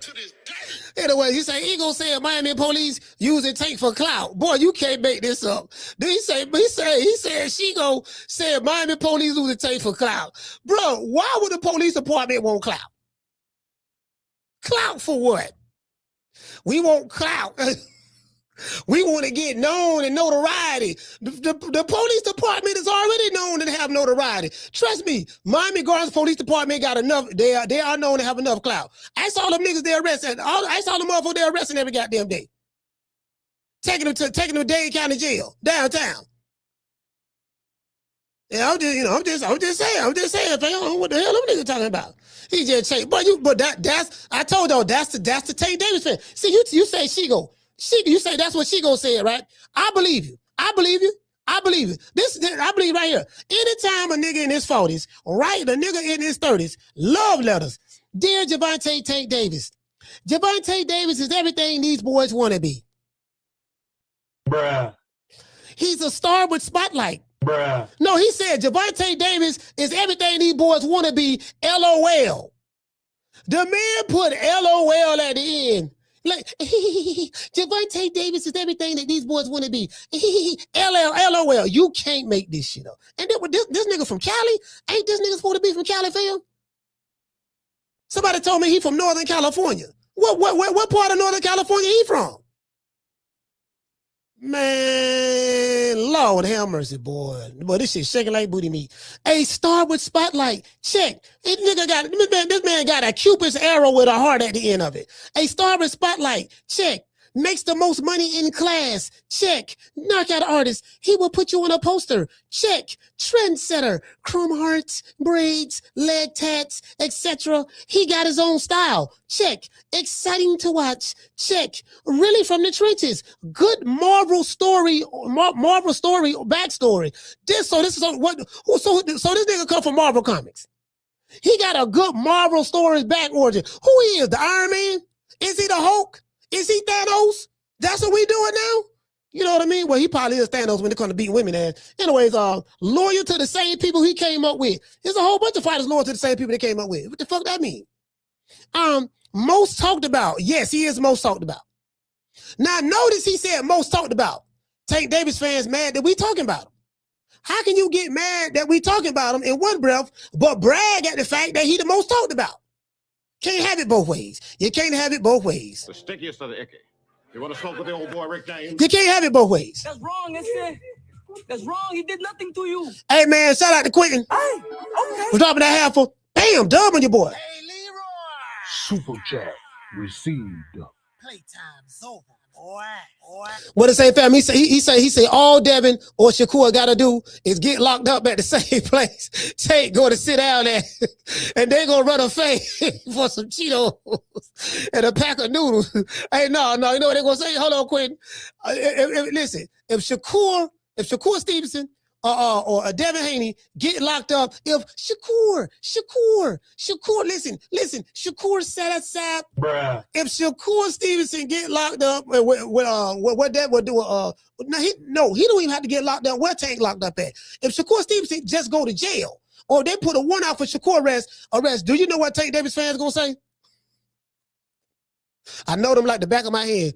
Man, that nigga Shakur want to be like Tank so bad, dog. He went to jail because Tank went to jail. Man, that nigga be original, dog. That what Tank fans say. Man, I'm trying to tell you, dog. He got a warrant for his arrest because Tank got a warrant for his arrest because Tank got a warrant. Dog, he always copying Tank. They always copying Tank, dog. True. Bro, I'm telling you, boy, that what Tank Davis. I'm telling you, bro, they special. They are special. That's a special group, bro, for real. That's a special group. Shout out to the Boston Don.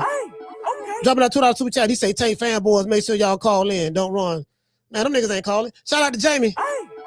Dropping that $2 super chat. He said, my IQ dropped looking at Ego's video comments. Man, you can't make this shit up. Matter of fact, let's go to Boston Shigo. Let's go to Boston Shigo. Let's go to Boston Shigo. We gonna pull them up. I remember Tank braids. Hold on. Let's type in Tank Davis braids. See, this the kind of shit that these kind of male group. This kind of male group of Tank got on his team. See, these niggas ain't got no shame. Hold on. Where's she go at? Is this she go? What the one with she go? I found it. I found it, dog. I found it. I swear to God, I found it. I found it, bro. Bro, you can't make this up. You can't make it up. Hold on. I'm trying to pull it up. Hold on. I'm trying to pull it up. Bear with me. Now, y'all bear with me. Bear with me one moment. Boy, I'm trying to pull it up. Let's go to Boston. Let's see Boston Shigo. I got Shigo right here. Oh, my bad. Hold on. Let's see. Boston. Matter of fact, let's see. This whole ass nigga might have me blocked. Boston Shigo. I mean, damn, I said Boston Shigo. I said Shigo. Eric Gomez. Okay. This nigga's in love. Bro, like, look at this nigga. Look at this nigga. Bro, I'm gonna tell you something. Hold on, man. Listen, again, I ain't all jokes aside now. All jokes aside, we got a. I don't know. I think this motherfucker right here. Let's see. Tank, he got Tank wanted. He said Miami Gardens police have issued an arrest warrant for Gervonta Davis connected to an alleged incident from October. They got it on video, fool. He said authorities say he's facing battery, false imprisonment, and attempted kidnapping charges. Miami PD did a whole press conference for this, like they looking for Hannibal Lecter, the DC sniper, or son of Sam. And then this guy say, this situation is weird. A lot of reporters reached out, yada, yada, yada. Yeah, okay, cool. Well, anyway, so he love him some Tank now. Let's see. Got Tank right there.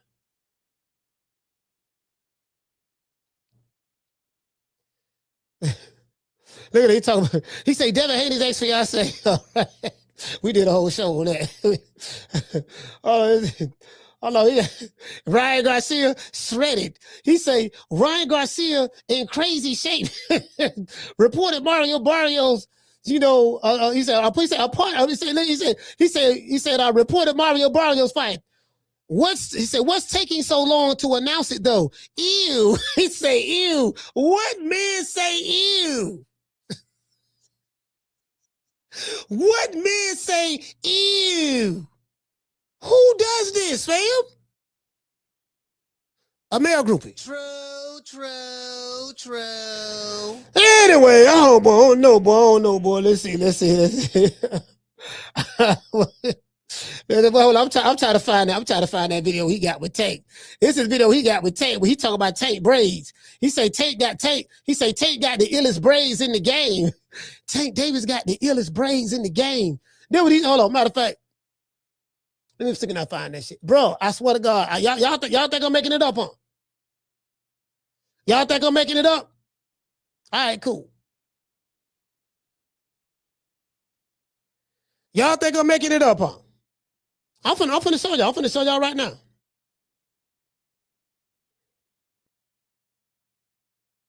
But I'm trying to tell y'all, boy. Canelo fans don't call no more. Tank fans don't call no more. That bitch, them niggas ain't call. Boy, them niggas, boy, ooh, Lord, boy, they know, boy, they know. They like, man, they know. They picking and choosing their battles now. They know. They like, yeah, we can't fuck with Coach. Leave that nigga there alone. That nigga there, motherfucker, boy. Yeah, that nigga Coach a motherfucker, man. I'm telling you, boy.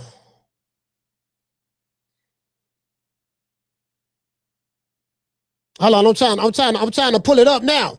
I'm trying to pull it up.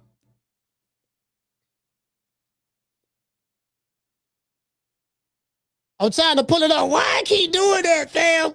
Why I keep doing that? Bro, why does it keep doing that? Why every time I pull it, it just keeps spinning and spinning? Why is it spinning? Because I have it right here. Damn, reload the page. Reload the page. Trying to reload and reload, man, damn. Bro, I got it. I'm telling you, the man got a whole Carla, what's your name you calling from? Hey, what's up, Coach? It's Freddie from Oakland. How you doing, man? What's up with you? All right.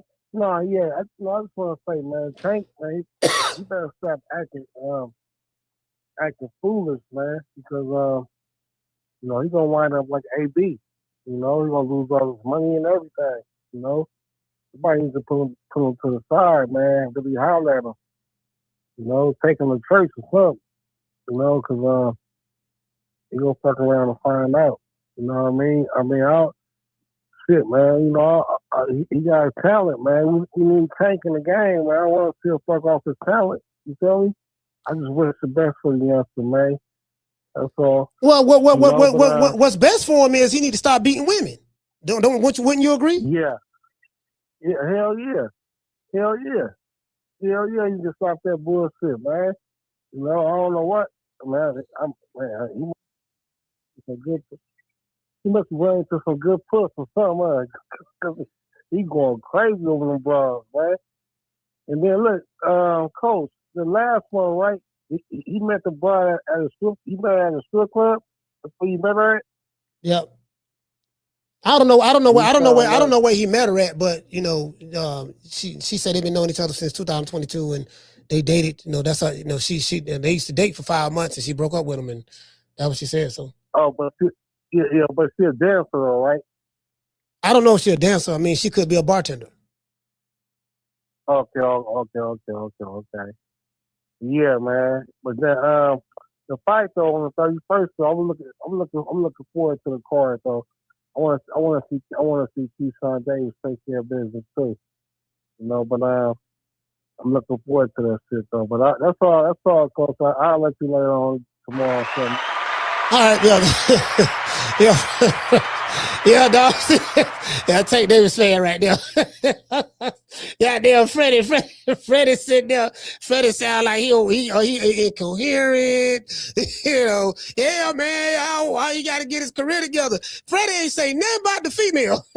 Like, what about the woman who got her ass whooped? Yeah, hey, shout out to Freddie, man. Freddie got me laughing, bro. Freddie, what about the woman? Yeah, dog pound. Yeah, her too. But yeah, man, I don't want to see him throw his career away, dog. Well, you know, but what about the woman, though? Yeah, you right about that. Yeah, but back to Tank, see, the thing is, so he got to get his head in the game, and he got to be focused. I'm like, no, he need to just stop beating women. If he stop beating women ass, that's going to solve 95% of his problems. He ain't got to worry about jail. He ain't got to worry about nobody doing a press release on him. He ain't got to worry about the police department issuing warrants for his arrest. If he just keep his hands off of women, that would alleviate 95% of his problems. True. I mean, that's all. That's all I'm saying. That's all I'm saying, fam. That's all I'm saying. That's all. You get what I'm saying?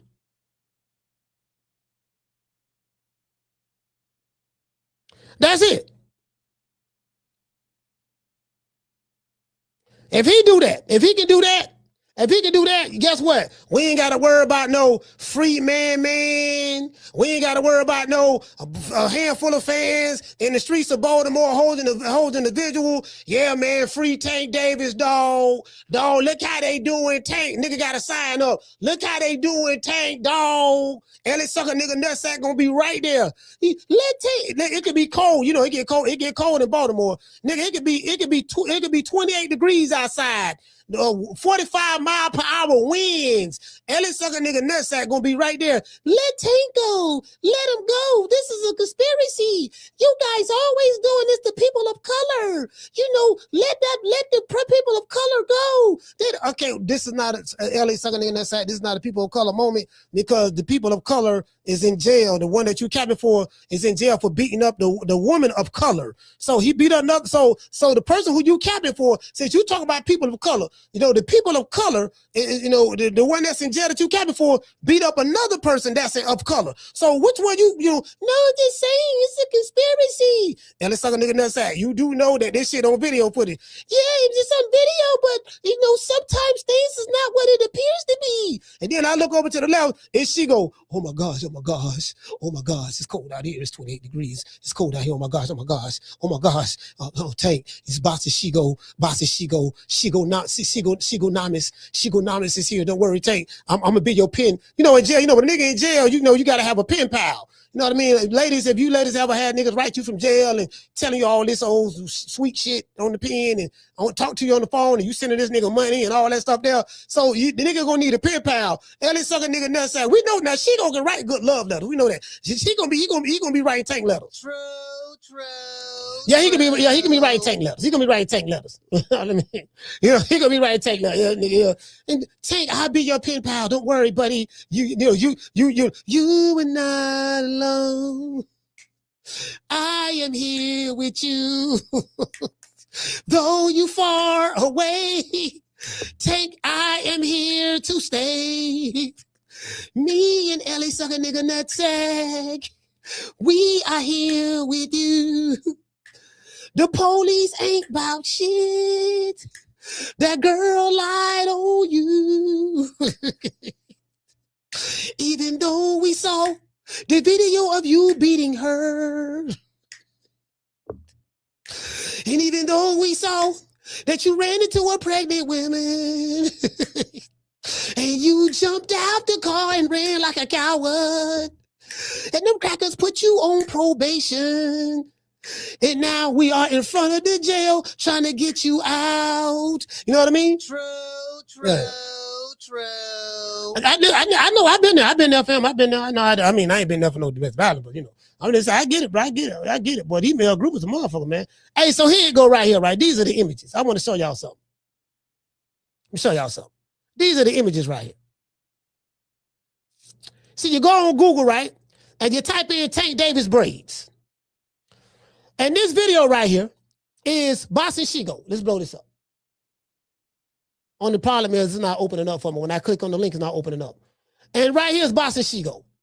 You can see the hashtag Boss and Shigo. And it says, and you see the hashtag right there, Boss and Shigo. Gervonta Davis got some of the cleanest braid work and braid designs since AI. Talking about Allen Iverson. He got an elite braider. This Boss and Shigo. Now, every time I click on it, it just keeps spinning and spinning. It's not opening up for me. Boy, you can't make this up. He has Tank Davis, he has his braids is second to none. That's what's going on. Like this is what's going on. You get what I'm saying? That's what's going on. Yeah, matter of fact, let's go on and paste that right there. See, can I find that? Can I find that? Is it gonna take me to? Oh, it's a reel. It's a reel. Can't find it. Damn. Hold on. Caller, what's your name? You calling from? Jamie from New York. Jamie, talk to me. Hey, Coach. Great interview, man. I like Jeff. Jeff's a good dude, bro. I can tell. Yeah. I appreciate you. Yeah, man. Anyways, first thing I want to say, I hate women beaters. You're beating a woman and happen to be there, prepare to fight. I'm going to jump in. I've done it 3 times. This clown Tank Davis, bro. I'm glad this is happening to him. To be straight with you, in life, you live and you learn, bro. You gotta grow up, man. It comes a time in life when you know what I'm saying. You gotta leave all that hood shit in the past, bro. This is a kid that made it out of the hood, but he can't leave the hood alone, bro. I don't understand it. The guy acts like a child. He talks like a child. He's 31 years old, bro. He's still acting like a fucking kid. But man, he keeps doing stupid shit, man. Like the law don't apply to him, And that shit catches up with you. You play with fire, you're gonna get burned. Man, this guy, bro, he doesn't learn. But I really don't give a fuck what happens to him, whether he does time or not. I hope he does so he can learn. The truth is, man, he had it coming, bro. And this is exactly what happens when you let me foul. So that's my call. Respect from New York. Salute, fam.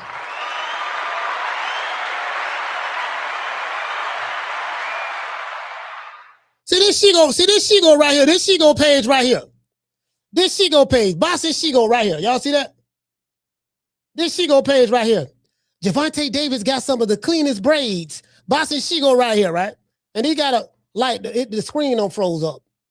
My screen don't froze up for some reason. So yeah, but anyway. Yeah, like this it right here. I want to play it.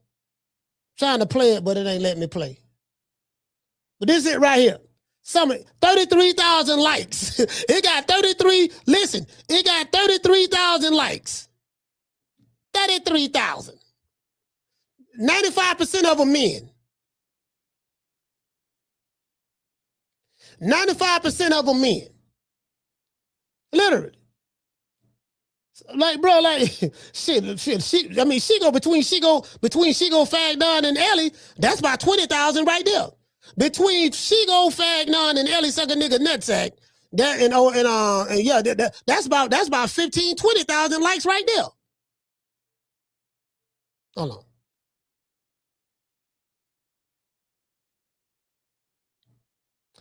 on. Caller, what's your name? Where you calling from? Caller, what's your name? Where you calling from? All right. Yeah, you get what I'm saying? Shit. I'm like, man, this shit, right? I'm going to refresh this. Shit froze up. Yeah, that's about, you get what I'm saying? Shit, that shit, nigga got 33,000 likes on some braids.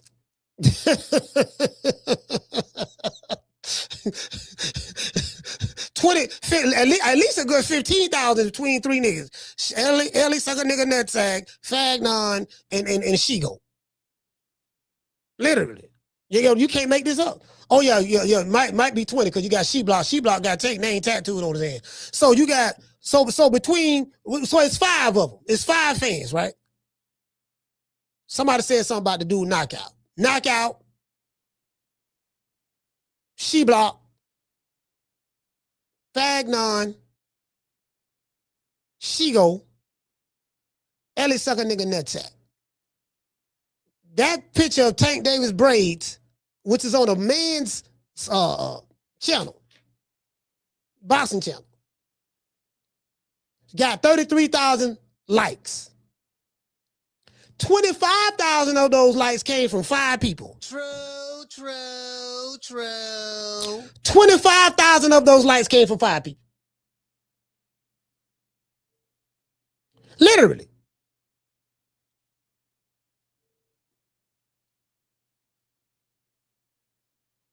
$25,000 of those likes. Hold on, here you go right here. Here you go right here. This nigga here, boy, like they do this shit with no shame, dog. Don't eat the meat down to the base. The meat is, but they eat the meat down to the base, dog.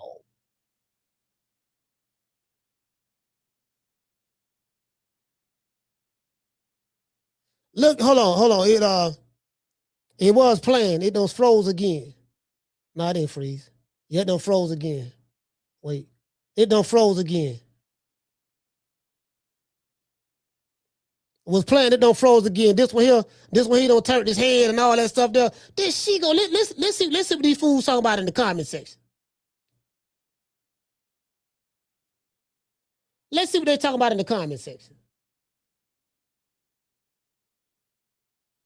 It done froze again, dog. My bad, hold on. My bad. Hold on, it done froze again. Damn. Yeah, I want to see what these fools talking about in the comment section. You get what I'm saying? Cause this shit be fun. I like putting these male groupies on blast. That's what I like doing. I like embarrassing them, defecating on them, talking shit about them, wiping my ass with them, and flushing them down the toilet. True.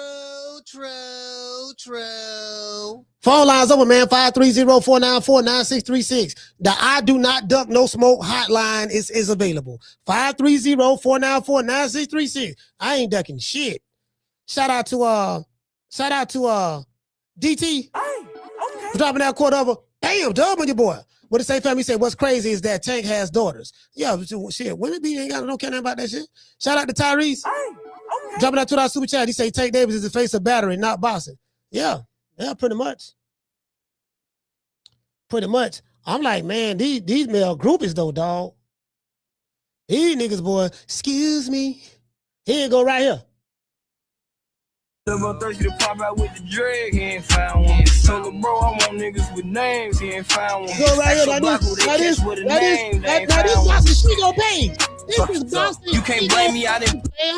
This is Boss and Shigo page. This nigga's in his 40s.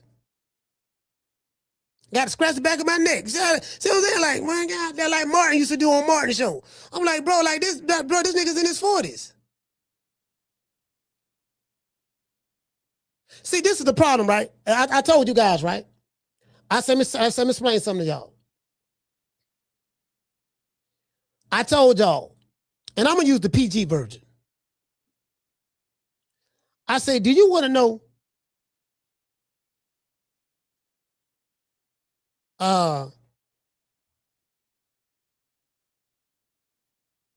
on. Do you want to know? There's something I say over here, right? I say, do you want to know a ninja's kryptonite? I say a ninja. I say, you know what a ninja? Because you always got people who they always want to praise the dumb shit. They always want to praise the dumb shit. And I said, you want to know what a ninja hate the most? Accountability. True. That word accountability is a ninja's kryptonite. What's accountability? I got a friend of mine. I got a friend of mine named AI in Google.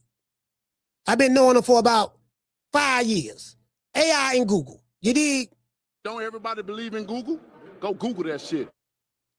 And so my friends from AI and Google, they very, very smart. They pretty smart. You know what I mean? You gotta fact check some of the stuff, but other than that, for the most part, like the basic stuff, they're really good at that. Let's read this here.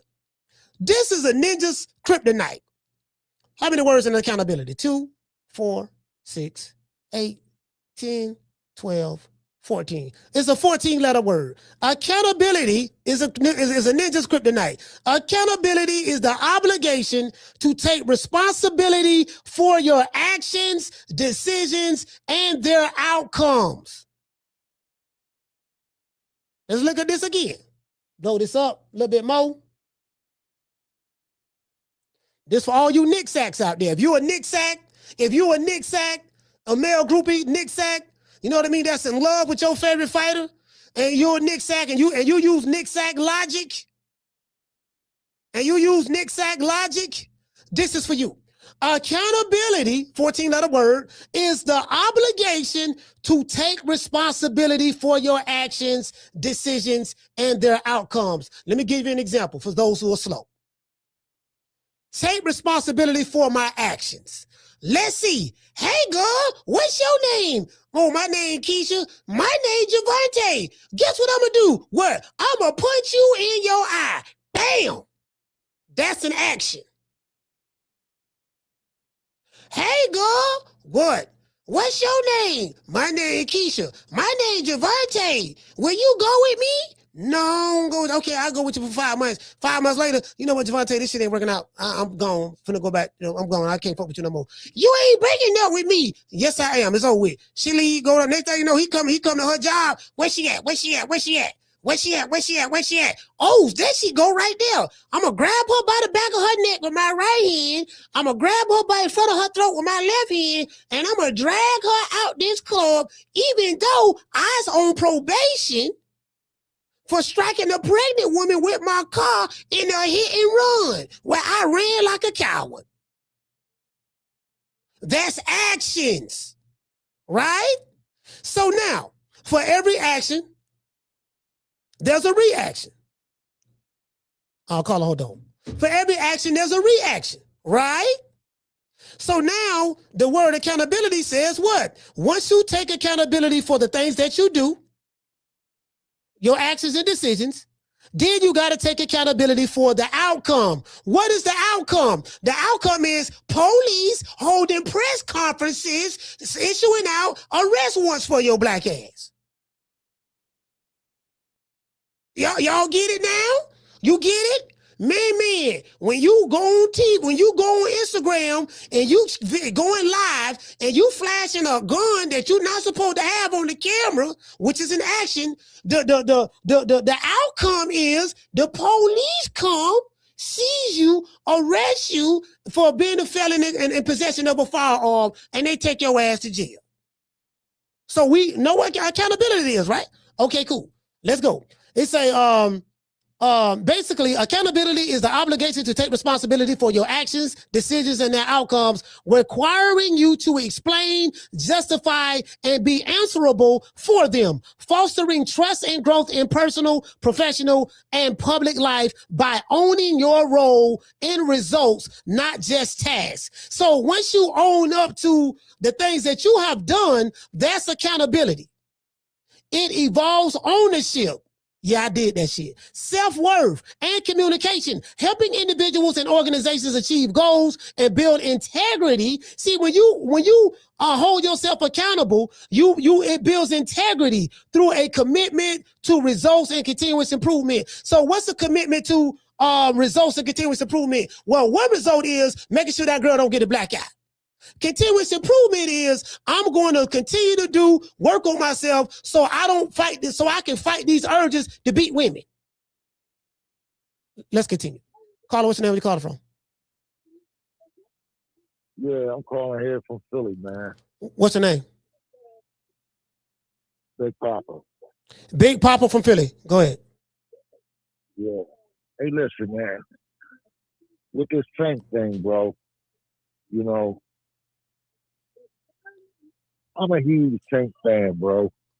But, you know, when you start talking about, you know, these chicks and people, you know, that he's supposed to be beating on, man, you know, I feel like at some point, man, it comes a point where you got to ask yourself, man, especially when it comes down to the same chick over and over again. Now, I don't condone the beating on women and shit, bro. But, I mean, it's starting to make me think, like, this man really beating on the same chick over and over and over again. Who said it was the same chick? Who said it was the same chick? So there's different women. Man, bro, you know what? But still, listen, cuz, and this is true shit. This is real shit. I can't make this up. At the end of the day, with all the games and shit these chicks playing, bro, I'm at the point, man, where it's hard for me to believe any motherfucking thing that they say. Not to say that they lying or they flying, because I've been in a situation, bro. I was married to a bitch for motherfucking 10 years, 12 years.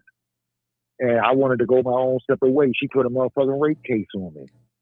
Sir, there's video footage of Tank Davis. There's video footage of Tank Davis grabbing this woman by the throat and neck in the strip club of Tootsie's nightclub, pulling her out. There's video footage of it, sir. So how recent was this? Is it recent?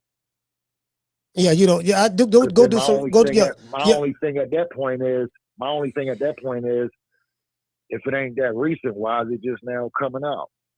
Sir, he's also on probation for and a hit and run involving a pregnant woman, sir, that he pleaded guilty to in Baltimore. He did that as well, different woman, sir. I'm aware of that. I'm aware of all that. So let me run this by you. Because I got a good friend by the name of AI and Google, right? So when I talk to my friend AI and Google, I have it on the screen. It says this is the arrest and legal history. 2017, Gervonta Davis was accused of first-degree aggravated assault after allegedly striking a childhood friend with a fist glove, right? An arrest warrant was issued, but the charges were later dropped.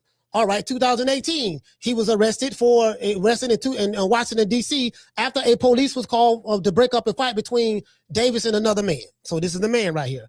2020, Davis was arrested on simple battery domestic violence charges after filmed grabbing his ex-girlfriend by the neck at a charity basketball event. That's all over the globe. That video is all over the globe. You can Google that, Tank Davis snatching girlfriend, and you'll be able to see that. That's everywhere. That's 2020. That's 2020. Later on in 2020, a hit and run. In November of that same year, Gervonta Tank Davis was involved in a hit and run accident that injured 4 people, including a pregnant woman, and he fled the scene. He pleaded guilty to 4 traffic offenses in February of 2023, and he was sentenced to 90 days of house arrest. He later violated that house arrest. The terms of that house arrest and served 44 days in jail. And let's continue. December 2022, Gervonta Davis was arrested again on a domestic violence charge after a woman accused him of striking her. The charges were later dropped May 2023. The victim recanted her statement. 2025, July, Gervonta Tank Davis was arrested for a misdemeanor battery of violence charge related to an incident on June 2025 right here in Florida, where he allegedly assaulted his ex-girlfriend on Father's Day. January 2026. Allegedly now. Okay. Hear me out. It says so. An arrest warrant was issued. I'm not. Because one thing I'm not going to do, I'm not going to cover up for him because, when now I'm sitting here listening to it as you running it down. Now I'm like, okay, he's putting everything together for me. When it makes sense, it makes sense. But then, when you're making reports that say, okay, he allegedly did this and that, and she dropped charges. Okay. Now that makes you think. Okay, did he really? Because now the Joker got money. Yeah, this too easy. This too easy, sir. You got to come better than that. In his pocket. You got to come better, sir. This shit too easy. This shit too easy. I'm finna break you off something real proper. This shit too easy. But go ahead. I'm gonna let you finish. Well, I'm not gonna cover up for him. You know what I'm saying? That's the last thing I'm trying to do. But I just with all the shit that's going on, it's like I'm trying to see where the puzzle fit. That's all. Okay, I understand. That's the only thing I'm trying to do. All right, but shout out to Big Papa from Philly, man. Salute, fam. While you trying to figure out where the puzzle fits, sir, I hope you figure it out. Thank you for calling. Hey, this shit too easy.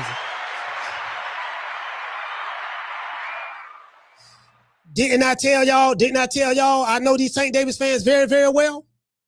If you guys listen to what I said in the beginning of the show, everything I said in the beginning of the show, am I spot on in my analysis? To this day. Everything I said in the beginning of the show, tell me, am I spot on in my analysis?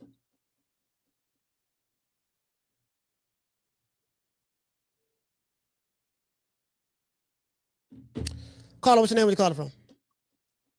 Hey, Coach, this is Freddie. One more time. Freddie, 2 times. Talk to me. Check it out, though. Yeah, check it out. Look, what I was saying, right? I'm not trying to like justify what Tank did to those picks. That was absolutely wrong. But what I was saying, right? He needs to get his shit together, man. Because I was something like Tank. I had a temper too. Sometimes things don't go my way. But like I said, when I started going to church and everything, I started to learn how to have self-control. That's the only thing going to help you is God, though, to be honest with everything. But I'm glad, those picks okay. But there's no way I'm trying to justify what he did to them bitches. No way at all. Because, I got a daughter.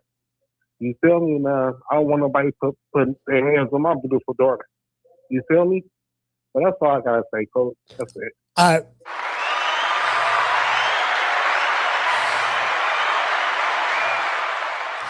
Yeah, man. It makes sense. It makes sense. That Freddie, thank you for calling back, Freddie. It makes sense. It makes sense what you just said. And now it makes sense. Yeah. So anyway, back to what I was saying. So yeah, man. I know these guys very well. I only been doing this for 5 years. I know them very well. Caller, what's your name? Where you calling from? What up, Coach? This your boy Young AB, man. Young AB, talk to me. What's up, Coach? Hey, man. Y'all, everybody that's on this chat, man. Y'all listen good, bro. If y'all niggas still beating on women in 2026, bro, you a bitch ass nigga, bro. If any nigga put their hands on the motherfucking woman, bro, you a bitch ass nigga, bro. You know what I'm saying? Niggas put their hands on your mama or your sister, you gonna be ready to motherfucker go touch. You get what I'm saying? So at the end of the day, niggas gotta start taking accountability for their actions, bro. Don't get it wrong. I fuck with Tank hard, but there's too many yes men around this nigga, and nobody to tell this nigga the truth. Accountability, coach. That's what you pulled up for that word. That's a great word. Niggas gotta start taking accountability to build their integrity, man. If you don't, shit, bro, you just a piece of shit. You know what I'm saying? They got videotapes of this nigga grabbing this bitch by the neck like a pimp, dog. You hear what I'm saying? That shit is not cool. That shit is not pleasant. If it gets to a situation where you and the woman can't agree, man, nigga get in that car, nigga, and goddamn go smoke you one and ride out. You know what I'm saying? Or go to another chick house and smash her or something, nigga. But beating chicks, that shit ain't it. And I'm gonna tell you something. I'm from Atlanta, but I know about that Florida shit because I lived in Florida in Daytona for 5 years. When it comes to shit like that, them motherfuckers come faster to your house on the domestic violence call than a nigga getting shot. So, man, y'all niggas gotta chill out, bro. Tank Davis, if you hear me, nigga, check this out, bro. You gotta take accountability for your ass. You gangsta stop running. Cause the more you run, when them folks catch you, bro, you think you whooping ass in the ring. Them folks gonna beat your ass with all types of tons and everything, man. So go on, turn yourself in, fight that shit like a man, and do what you gotta do, nigga, and stop beating on women, bro. That's all I gotta say, guys. Man, shout out to Young AB, man. ATL, stand up. See, I want to show y'all something. This brother right here, the brother who called from Philly, Big Papa from Philly. See, he totally missed the boat on this. He totally missed the boat. When I was showing him this right here, right? He said allegedly, and all that stuff there. I was showing him a pattern of behavior. Now, as I said before, I stayed in the shelter for battered women and children before. So I told you I know some of these Tank Davis fans, I know them very well. So he was listening to what I was saying, but he wasn't listening to hear the truth. And he know what's going on. He try to act like he don't know what's going on, but that nigga know what's going on. It's everywhere in the media. If you know to listen to my show and call in and talk about it, it's everywhere. I know that, right?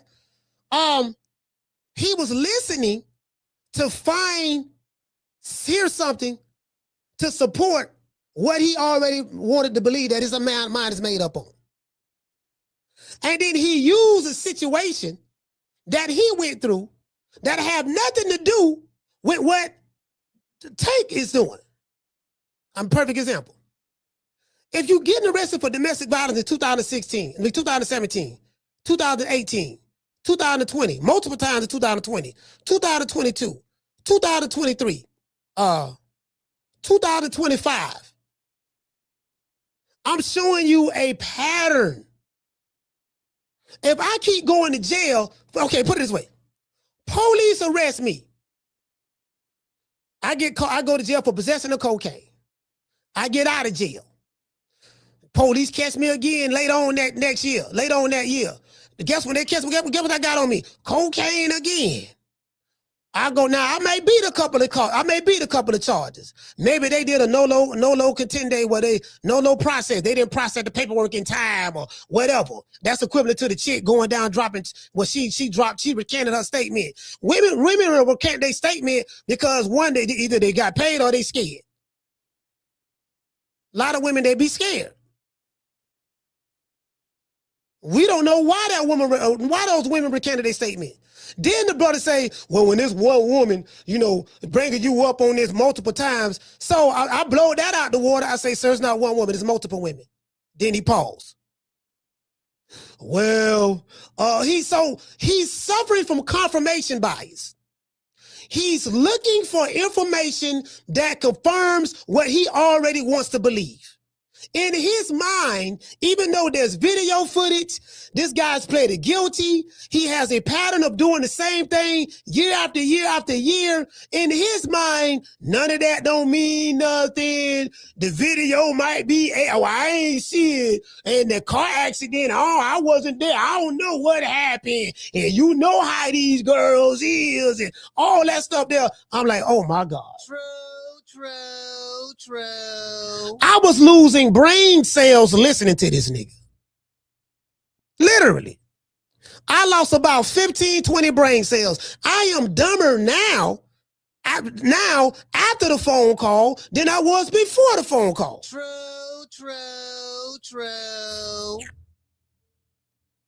And the brother probably had good intentions. But they ain't fam.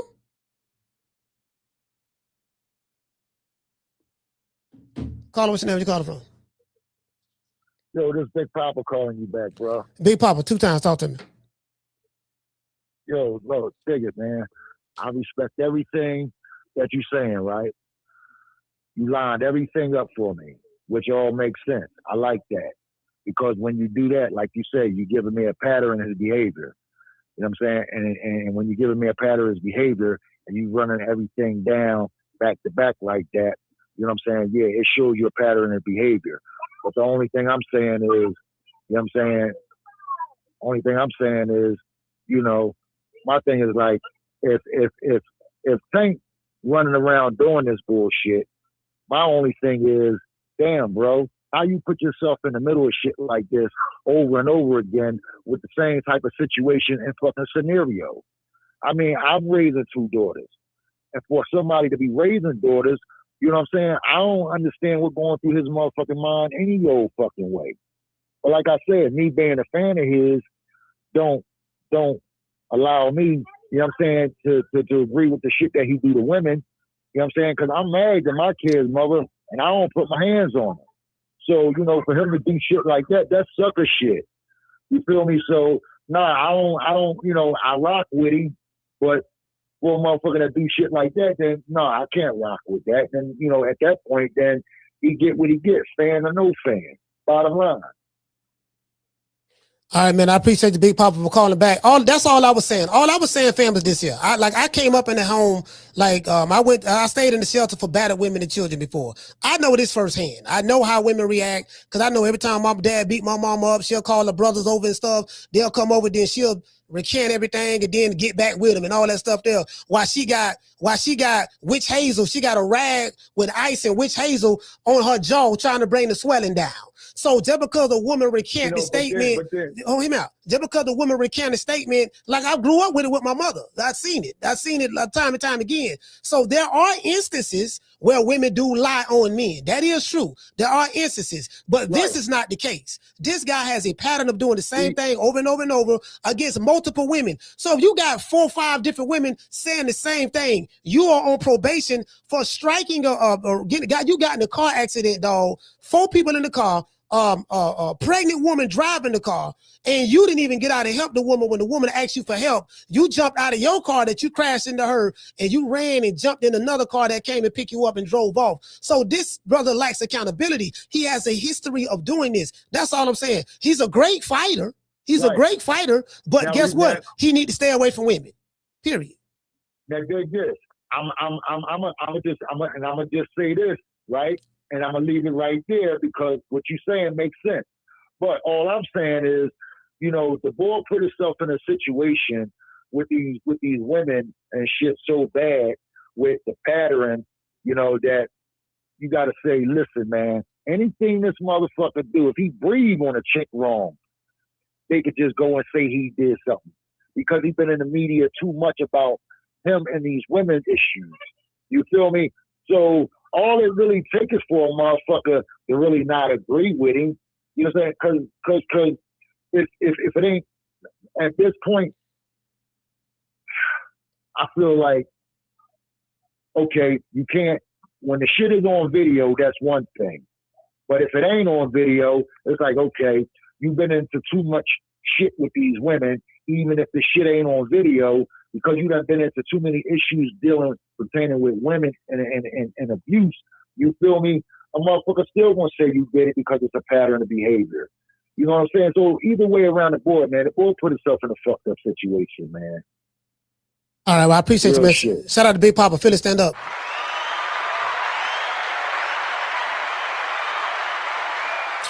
All right, let's do this. I want to show y'all this. And in Florida, in the state of Florida, they have something called habitual offender. Do you guys want to know what a habitual offender is? A habitual offender is someone who continues to offend over and over again, establishing a pattern. In the state of Florida, when you go to jail and you go in front of the state and you get sentenced in front of the judge as a habitual offender, that means that, okay, you have a pattern of doing the same shit, nigga. You just a criminal. You ain't gonna change. And so they have something where they can enhance your sentence. So let's say a charge carry 10 years, they gonna hit your ass with 20. They call it, we gonna hit you with the habitual offender. They call it the bitch. Man, I got 20 with the bitch. 20 with the bitch is, they doubled my sentence. He got 10, they gave me 20 with the bitch. Oh, I'm doing 20. You get what I'm saying? So let's go over here. Habitual criminal. A habitual criminal or repeat offender is someone with a history of multiple convictions for serious crimes, leading to enhanced penalties like significantly longer prison sentences under laws like 3 strikes, intended to deter recidivism and incapacitate persistent offenders through specific criteria, and sentencing vary by jurisdiction. I was showing you a pattern.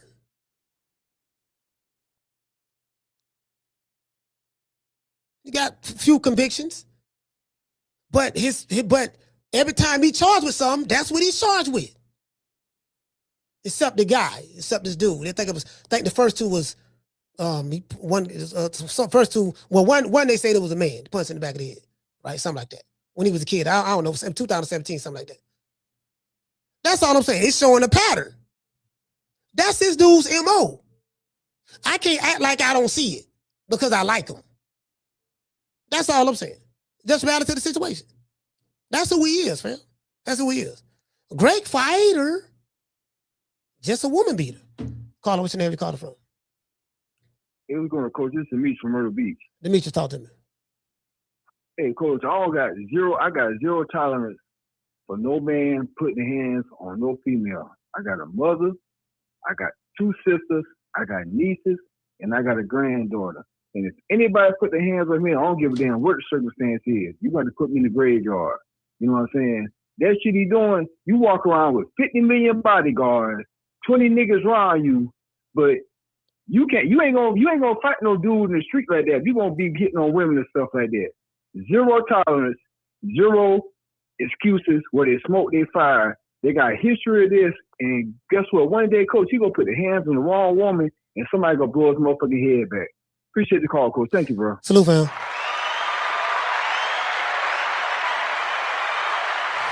And I think, and I think what's missing is what was said, what the police said. As a matter of fact, let me let y'all hear this again. They got it on video, fam. The police did their investigation. She came in and said what happened. They had to confirm what she said was true. How did they confirm it? Let's go to the scene of the crime. Do you have any video footage of this? Yes. The police looked at it, saw that everything the lady said confirmed everything that she told the police, and that's when they said, you know what? You're right. We got it on video. Let's send a warrant for his arrest. Man, how we know they got a video? They got a video. Man, this shit, it could be a setup, dog. Man, you get what I'm saying? Yeah. True. Shout out to the boxing. Boxing boy. He said paid off women.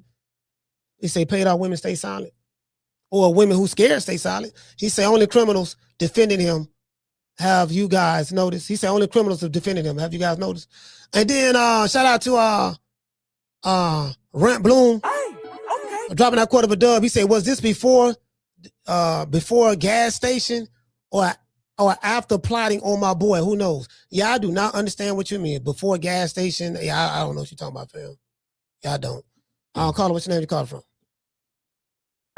Coach, what up, man? Y'all from Brooklyn. Man, y'all been talking to me, brother. What's going on, man? This topic is crazy tonight. Now, I was in the car, man. I just got home. I wanted to call in because I feel like, in my opinion, I think you gotta keep reiterating what you're saying as far as the police having evidence with the video. You've been to the place before. You know for a fact that everything's recorded. They have a DVR. And you see by the timing of this indictment that they meticulously put the case together with the video footage. But anybody talking about you don't know what happened, they got a solid case by now. For them to take this long, knowing that he's going to come in with a top legal defense team, you know what I'm saying? He got some money to do it the right way where they're not going to rush nothing. They're going to have a solid case. Tank is probably going to jail over this because, like you said, he's a repeat offender for the same thing. Like, your odds are not lying. You know, we ain't everywhere they tell you they're lying. But I'm sure everything is on tape again. And I just feel like a guy who just got so much to lose, man. He lost a $40 million payday, which I thought was easy money for him, you know, over some foolishness. The girl don't want you no more, get another one, man. I mean, her thing ain't that sweet where you gotta run and bust upside the head to get it back. That's just my opinion, but out here in New York, you see a lot of the rappers and people with fame. They run with all through the NYPD because not only are they for the protection, but it's also protecting you from yourself from doing some dumb shit. And now being older, I see why. Because if I know there's a cop there, I'm not likely to do some dumb shit. And that's going to save my pocket and a bunch of fucking foolishness, man. And as far as, and then, it's sad because you can identify, because you're talking about what used to happen to you, like the women, they start changing the story around and it leads to more abuse.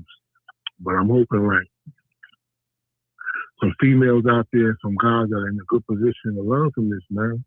That's all I got, Coach. Thanks for letting me say my piece, man. Peace and love, baby. Man, shout out to Yamas, man. Brooklyn, stand up.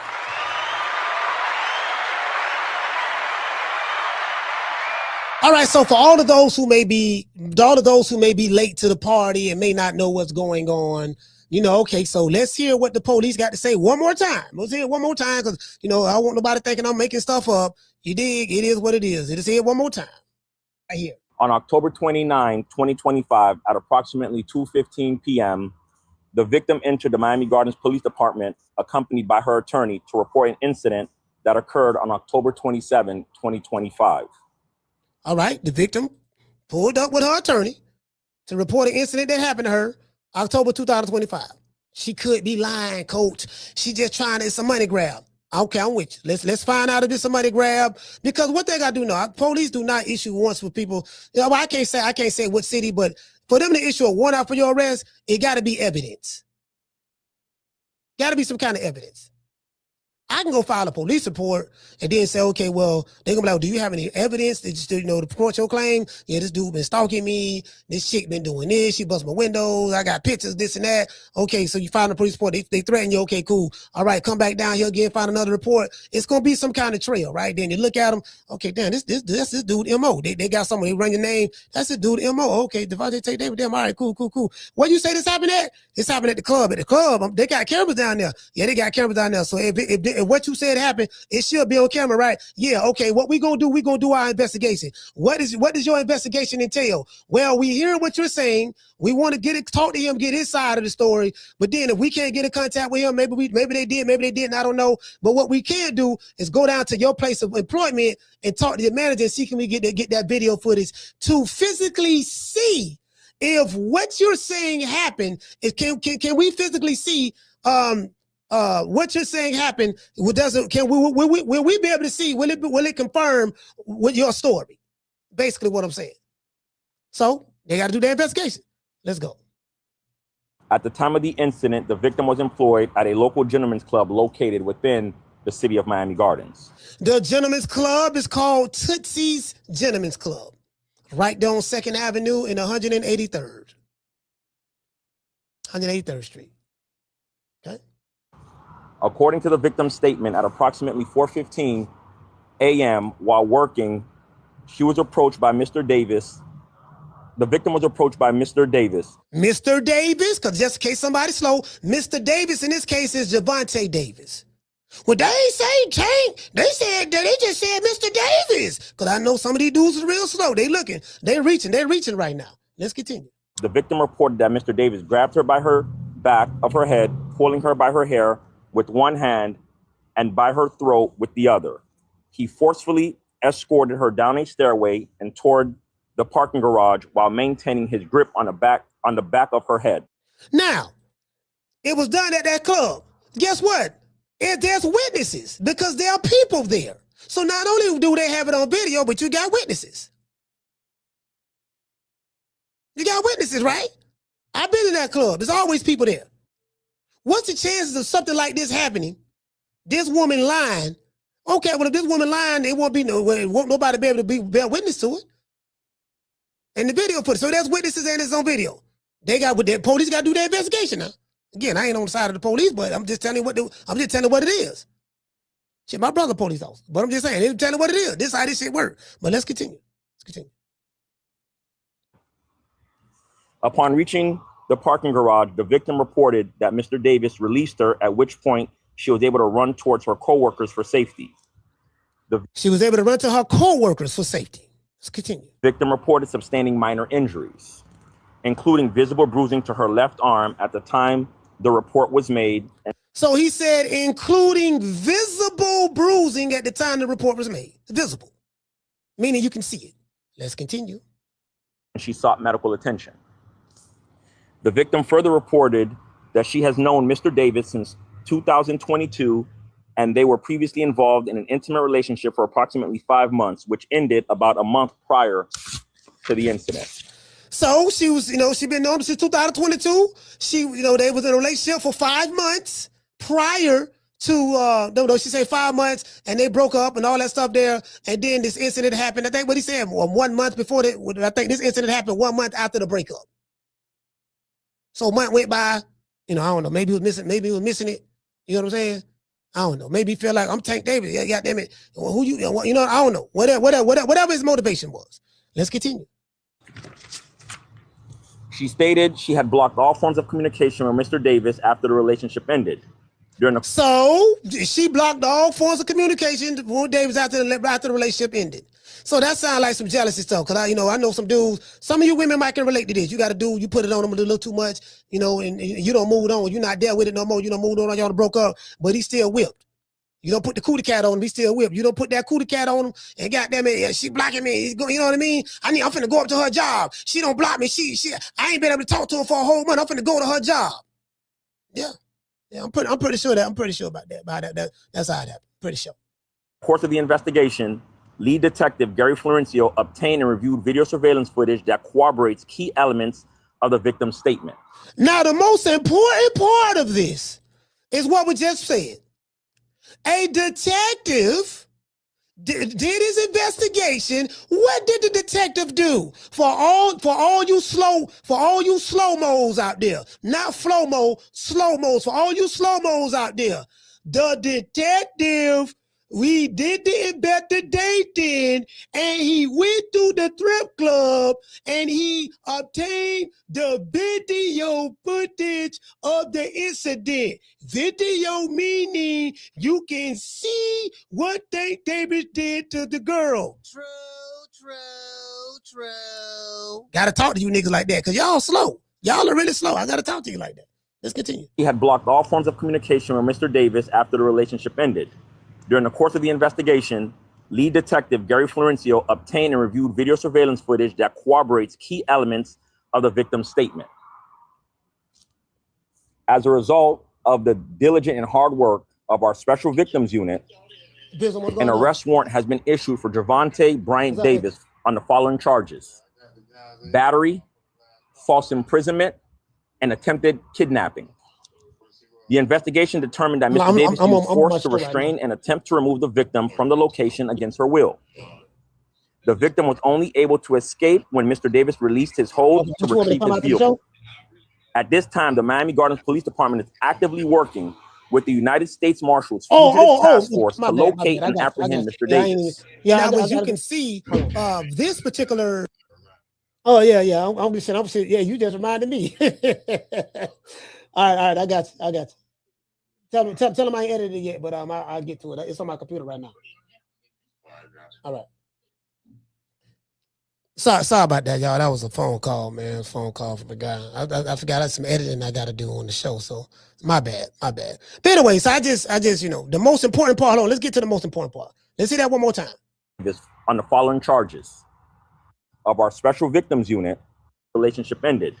During the course of the investigation, lead detective Gary Florencio obtained and reviewed video surveillance footage that corroborates key elements of the victim's statement. Lead detective. They said the detective's name. Obtained video footage. Like, when you go back, whoever watching this show, when this show is over with, YouTube is going to save it on my channel.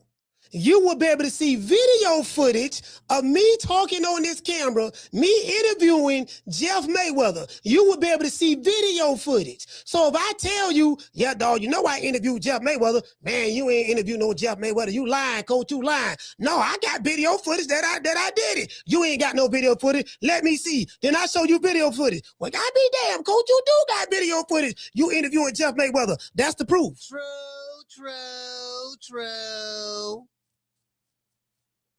I get it, man. Let's give everybody a round of applause.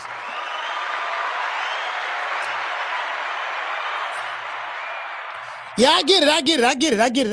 I gotta talk to these niggas like that, man. These niggas is slow. I swear to God, they slow. Shout out to Boston Boy. He said they thought Jake ducked him, but he fought AJ after. He said Jamel Charlo lost all his belts. Why not Tank? Anyway, man, that's all. I'm gonna give everybody a shout out, man. I want to dedicate this show to the hood. I want to thank the whole hood who came out here. I love y'all. I did this for the hood. Y'all know I beat that boy. Hold on, man. Let me make sure we got. Let me see. Well, let's see.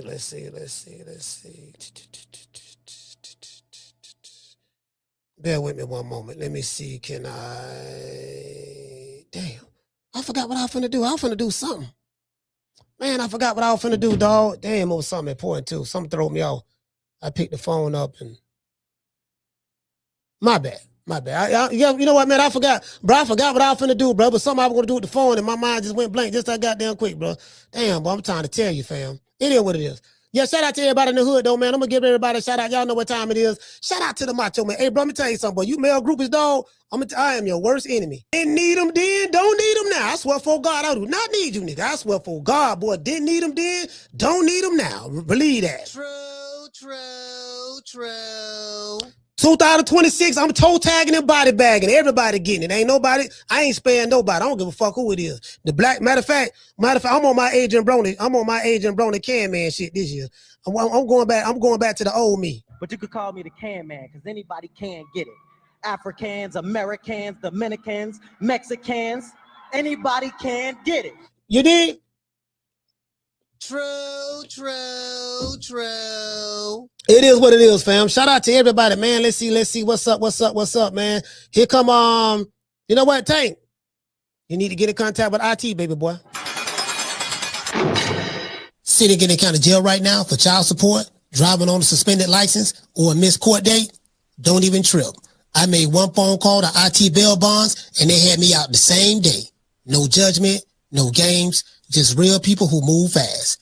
If you or a loved one is locked up in the city of Tampa, call IT Bail Bonds at 813-231-2663.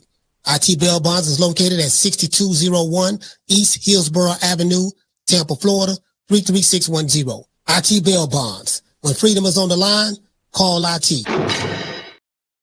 Yeah, man, when you go in that courtroom, man, you might want to plead the fifth. Plead the fifth. Plead the fifth. 5, 1, 2, 3, 4, 5. Anything you say, 5. Go ahead, ask me a question. Did you? 5.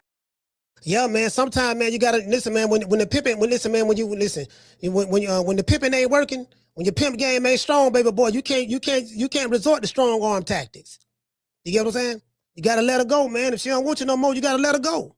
You dig? Now, I run every kind of bitch, every kind of place, and I know one thing.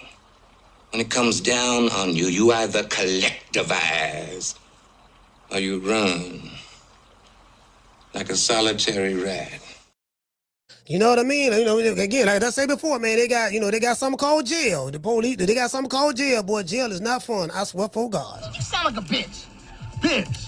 Man, I ain't worried about jail. Shit, man, I don't give a damn about going to jail. Nigga, take me to jail. Take me to jail? Shit, lock me up. Lock me up. Throw away the key. Throw away the key. When I see one of you mofos trying to run away from accountability, I'm like Nino Brown on your ass. Sit your $5 ass down before I make change. We ain't running away from that word right there, because everybody got to be held accountable for the actions. You ain't make no excuse. This is dude MO, fam. This is MO. This is who he is. I know you men are fanned out. I know you men fanned out now. I know y'all fanned out. I get it. You fanned out. But remove yourself, because when y'all come over here with that fandom shit, you know what I mean? And try, yeah, man, they trying to do this and they trying to do that. This how I am when I hear that shit. Shut that soft ass shit up. And the best man Shut to that win. soft. That's some soft ass shit. Shut that soft ass shit up. All that soft talking. I know you can do it, man. You got to. Man, shut that soft ass shit up. Man, motherfucker make me want to goddamn hit him with the quarter blood technique. I am a chain belt in Kung Fu. Bruce Lee was my teacher. Watch this.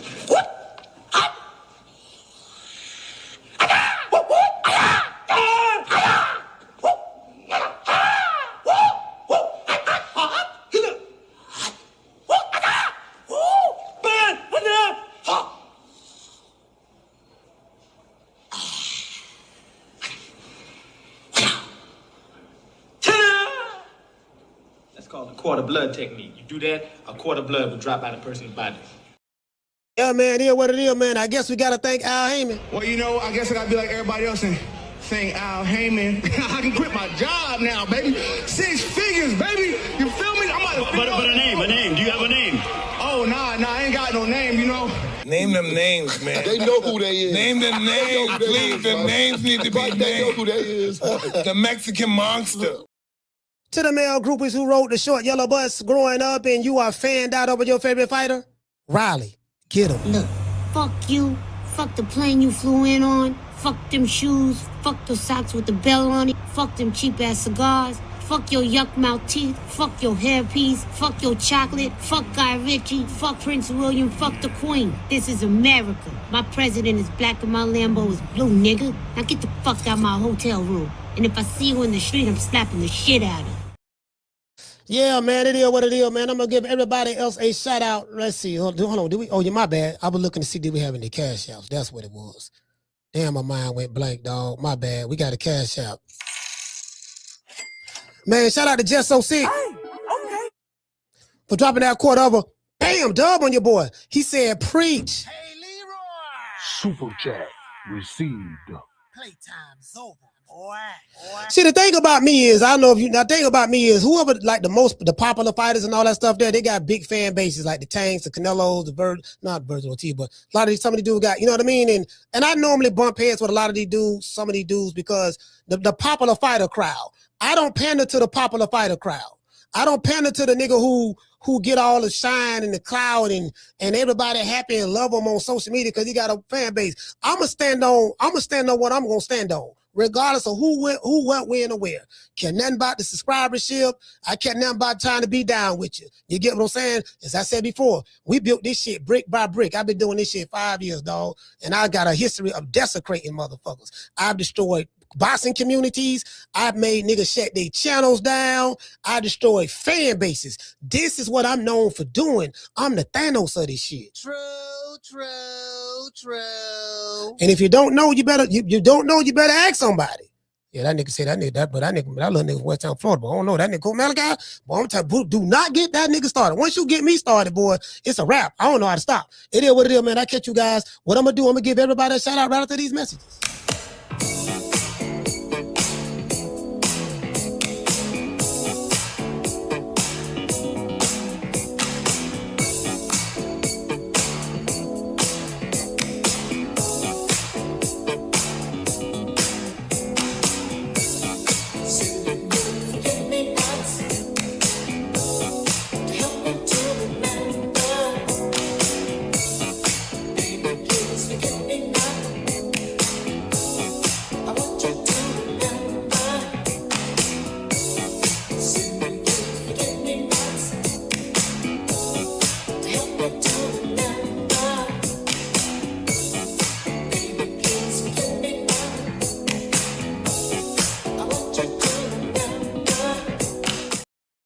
Hey, man, shout out to Keisha Bless. Mr. Tomato Can. Shout out to Tila.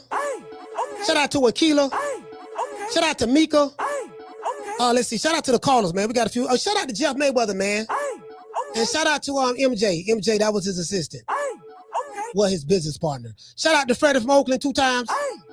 Big Papa from Philly 2 times. Shout out to Young AB from the ATL. Demetrius from Murder Beach. Shout out to Yamas from Brooklyn. Shout out to the lovely little Jessica. Now y'all see why I'm the most hated. Only on social media.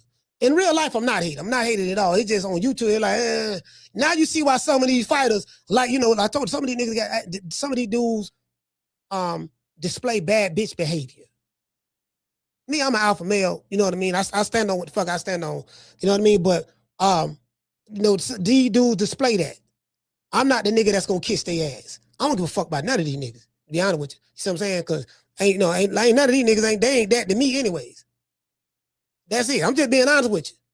We ain't kissing no niggas' ass. You get what I'm saying? We don't get down like that. We gonna call it the way we see it. We gonna lose some, we gonna gain some. If I lose, you're cool.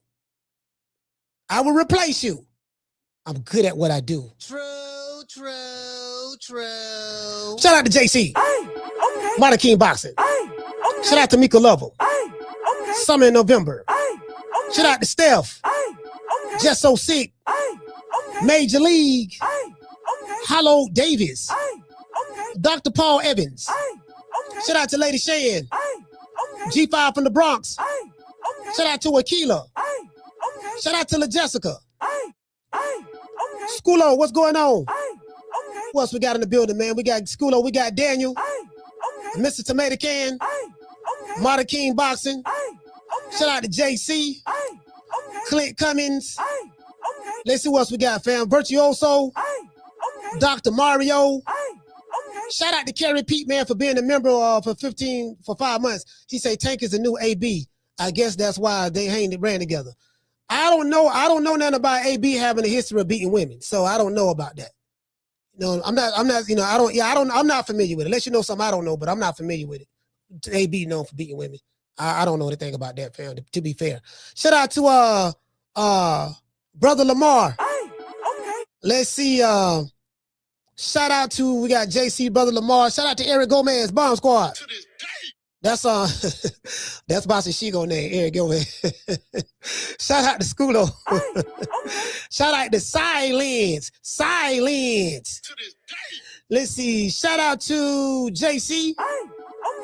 Who else we got, man? Mr. Bory. Cooking with Sir Senior. And it is what it is, man. I catch y'all, man. Shout out to Damien. Damien, what's up? He said, all I can do is shake my head. Look here, man. Boy, accountability to a ninja is like kryptonite to Superman.